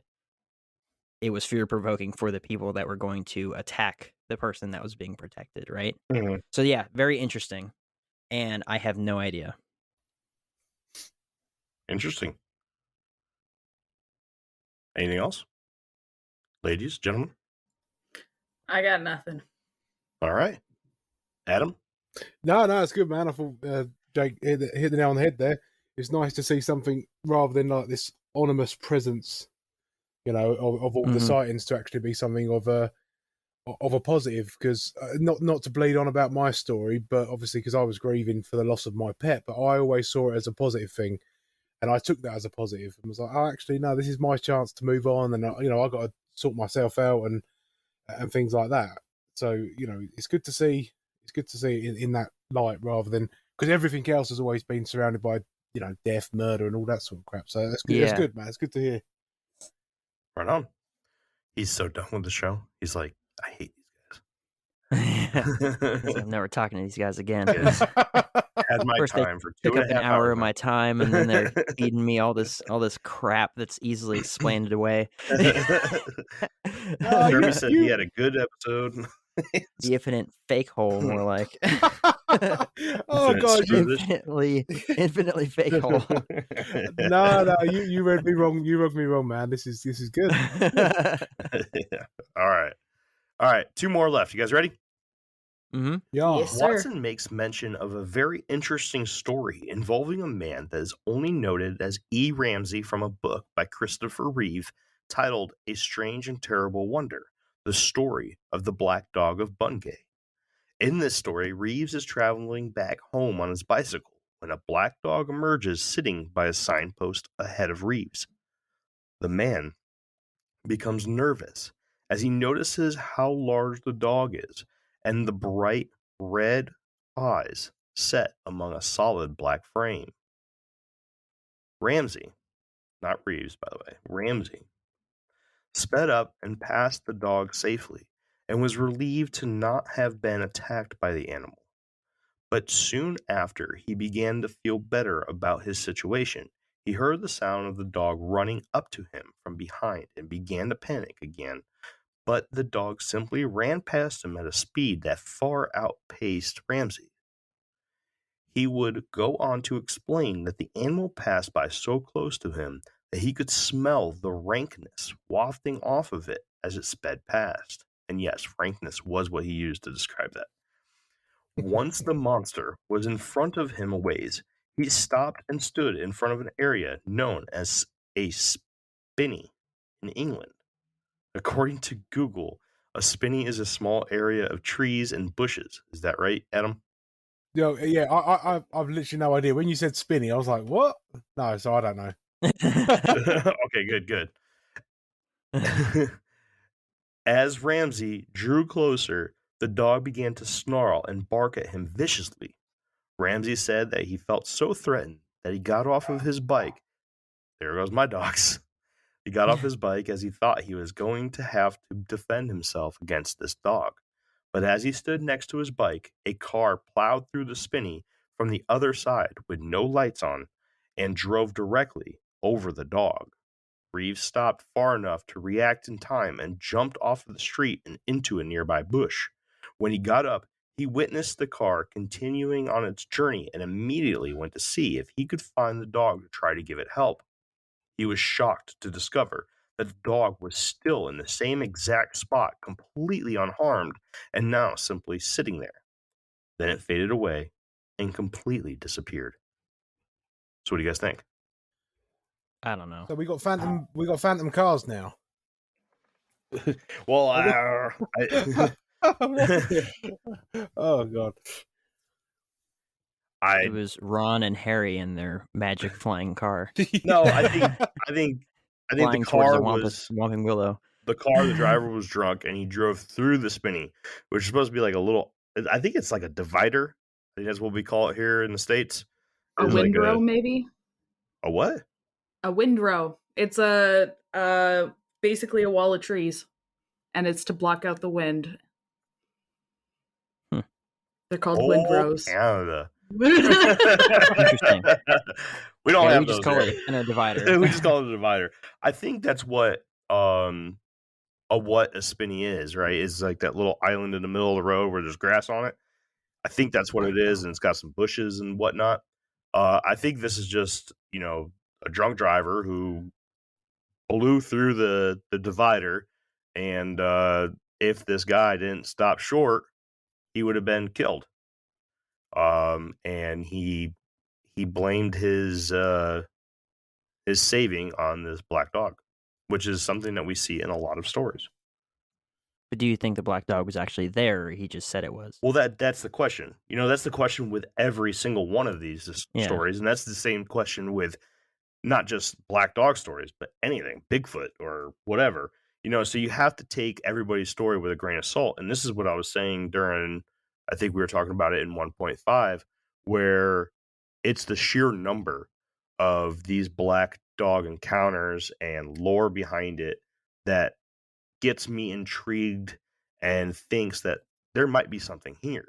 Now, is this particular story true? I don't know, but this does have a lot of hallmark black dog traits, right? Barking and getting a reaction out of somebody is something that the black dog, no matter where it is in the world, does, right? We've talked about a couple different encounters already in the other episodes where this creature acts malevolent, but we even talked about the idea maybe it's acting rude and mean to get you to stop, It needs to do that in order to get the reaction that it wants. So that's what this sounds like to me. I don't have any reason to believe that this man didn't see a black dog. I mean, the matter of the story, the matter of fact is that this guy didn't die by getting hit by a drunk driver. Right? And I mean, yeah, but his reaction was so weird. It's just like, I see this big old gnarly dog and I think I'm going to have to fight it somehow. And so I get off my bicycle where I could move faster than I could ever move on my legs in order to get away from this thing. It's such a weird like circumstance. It's just like, that happens. Ask yourself, could you outrun or could you out pedal a dog running? Yes. You think so? Yeah. I don't know, man. I don't know if you'd be able to at least have a better chance. One, but definitely a better chance. Yeah, you'd be able to keep up with it for a little bit at least. I think. I think I think depending on what kind of dog it is, that would make a huge punch you down for sure. Yeah, it would make a big factor.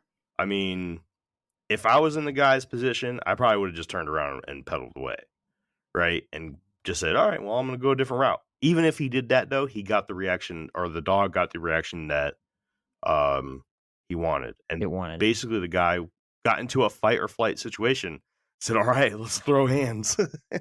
And you know, and let's get mauled by a dog today. And he went to go fight this black dog, and all of a sudden the dog threw a car at him. So that's the English way, boys. That's the way to do it. Long story short, the guy's okay. So, you know, not biting on this one, huh, Jake? Yeah, it's so weird. It's just like, it sounds like something that someone would say if they're making something up. I hear it. In order to not sound like a weenie, just be like, I got off my bike because I knew. Yeah, I'm still in, man. Yeah. So we just had another mess up from the program that we use, so hopefully we're good. I don't know where we left off. Jake, you were talking about how weird it was and how the guy could have been a weenie and was like, yeah, I mean, because 15 minutes of fame. The circumstance of the story sounds like someone who would be making something up in an effort to not sound like a weenie, of saying like, I saw this crazy big dog, and then, you know, or whatever. It's just like, it's such a weird circumstance because there's just no way, right? I'm gonna get off my bicycle and I'm gonna fist fight this dog. Like even a, you know, like pit bulls. Pit bulls aren't very big, right? I guess they could be, but you know, the amount of people that get, you know, mauled by pit bulls from abusive homes and stuff is freaking crazy.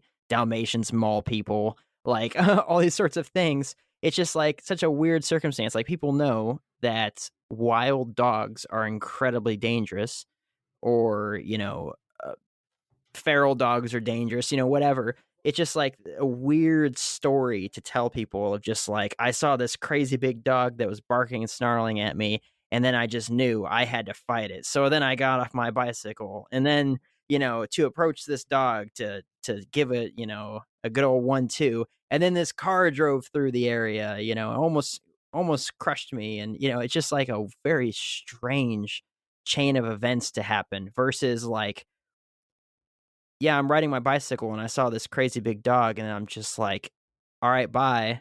You know, it was my destiny. Right away. Right?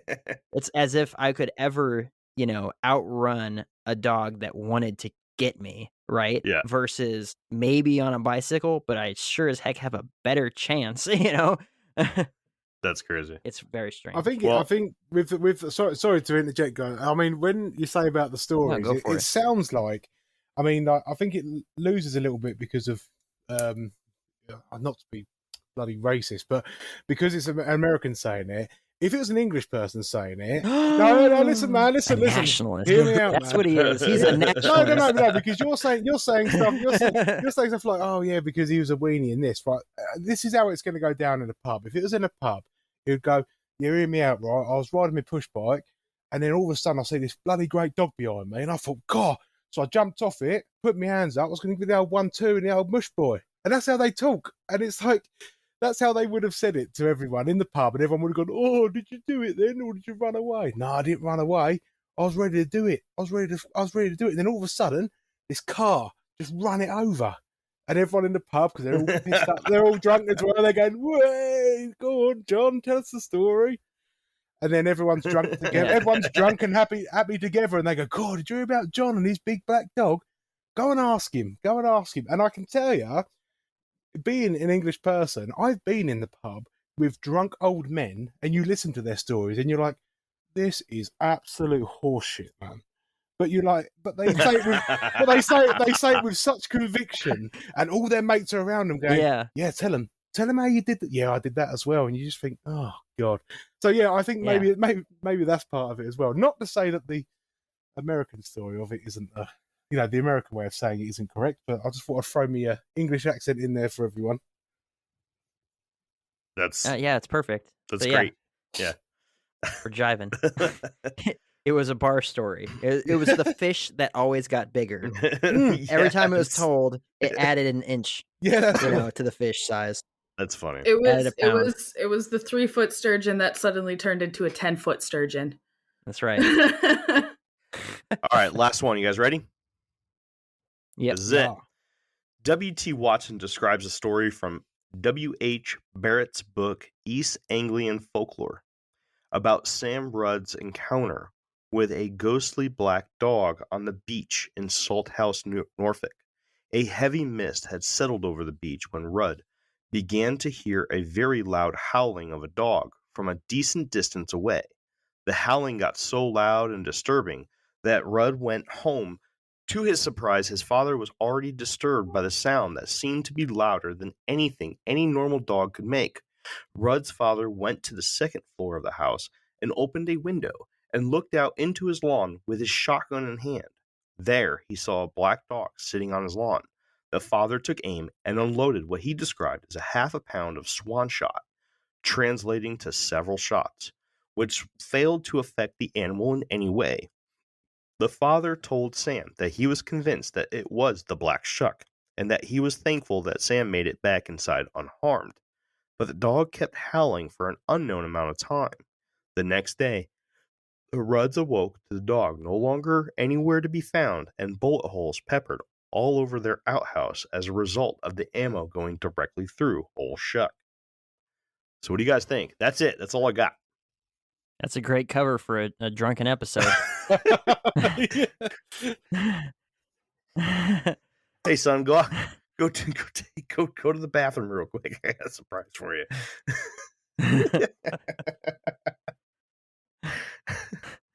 Oh, Dad, stop. It was the Shuck. But next time, clean your room when I tell you to.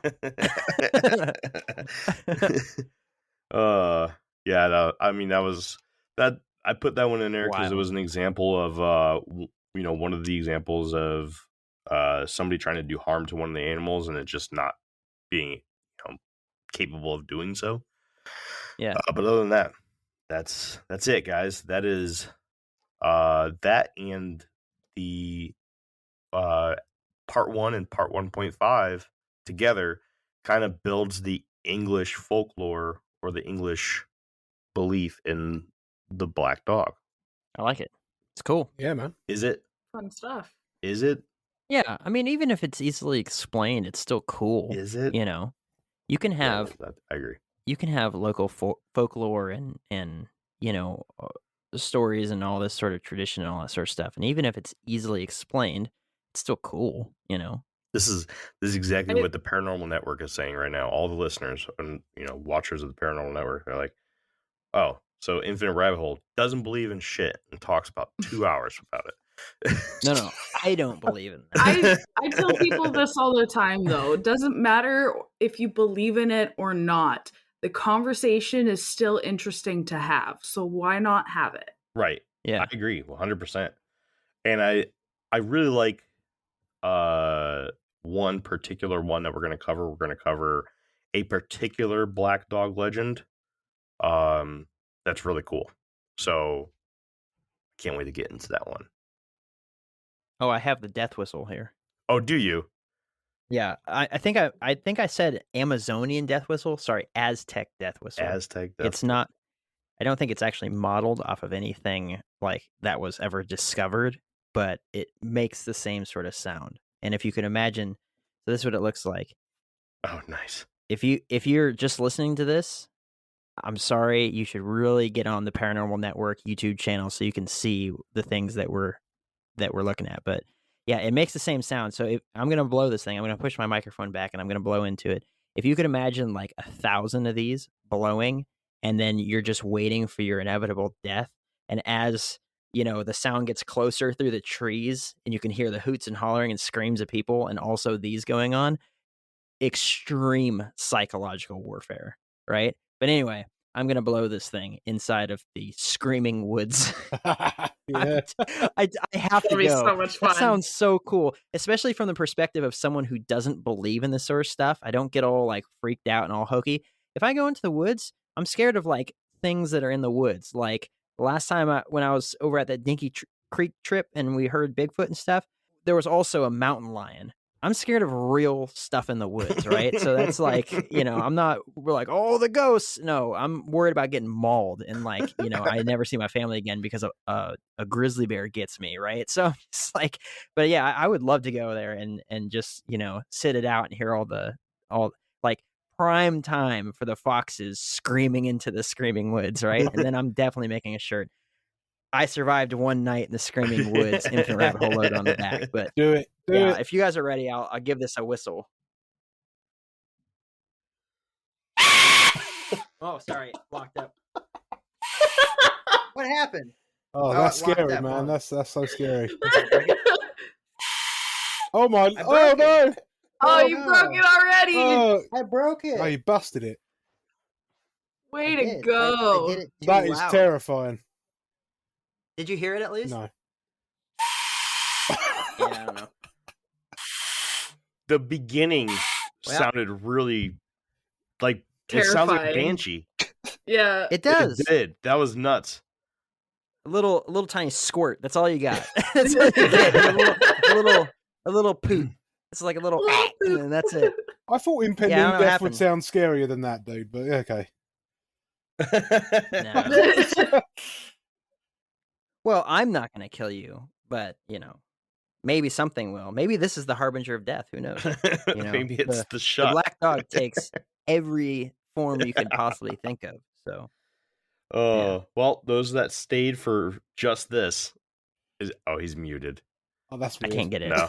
Oh. I think that's what happens when you get something on Amazon for like $30. Yep. But I'll get a new one and then we'll do it. And then, and then I'll blow your mind. You'll be like, whoa. That is like, scary. I know, right? He broke another one. Yeah. All right. Well, Adam, go ahead and tell everybody, all of our listeners and all our viewers on the Paranormal Network, where can they listen to you talk to others? Basically, if you go onto Google and just type in TFTAK podcast, you'll find it everywhere. It's on Spotify, Google Podcast, everywhere, basically. TFTAK podcast, Facebook, Twitter, Instagram, wherever. Hit me up, man. And that is the Tales from the Animal Kingdom podcast. Go check out the ones that the Infinite Rabbit Hole crew did on the show. They're awesome. We talk about how whales are going to come on land and take over the world, and a bunch of other really awesome stuff. But before we leave for the day, Jake fixed his little death whistle, and he wants to share that with everybody. Yes. All right.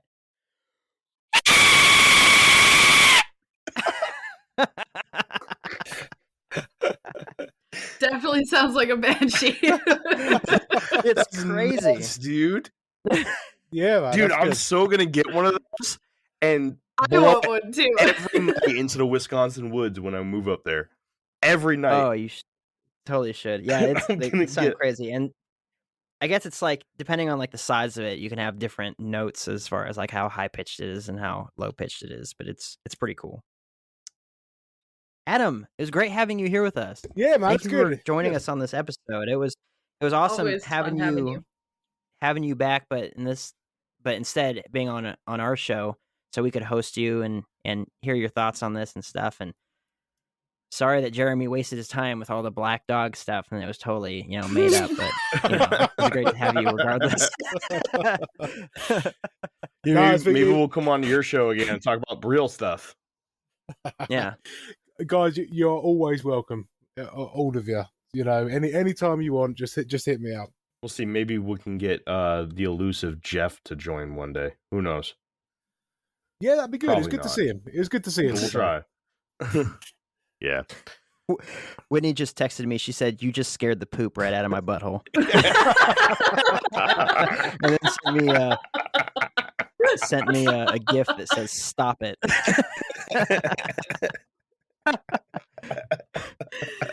Oh, that's fantastic. I'm leaving that in the episode. That's staying. She's gonna kill you. Yeah.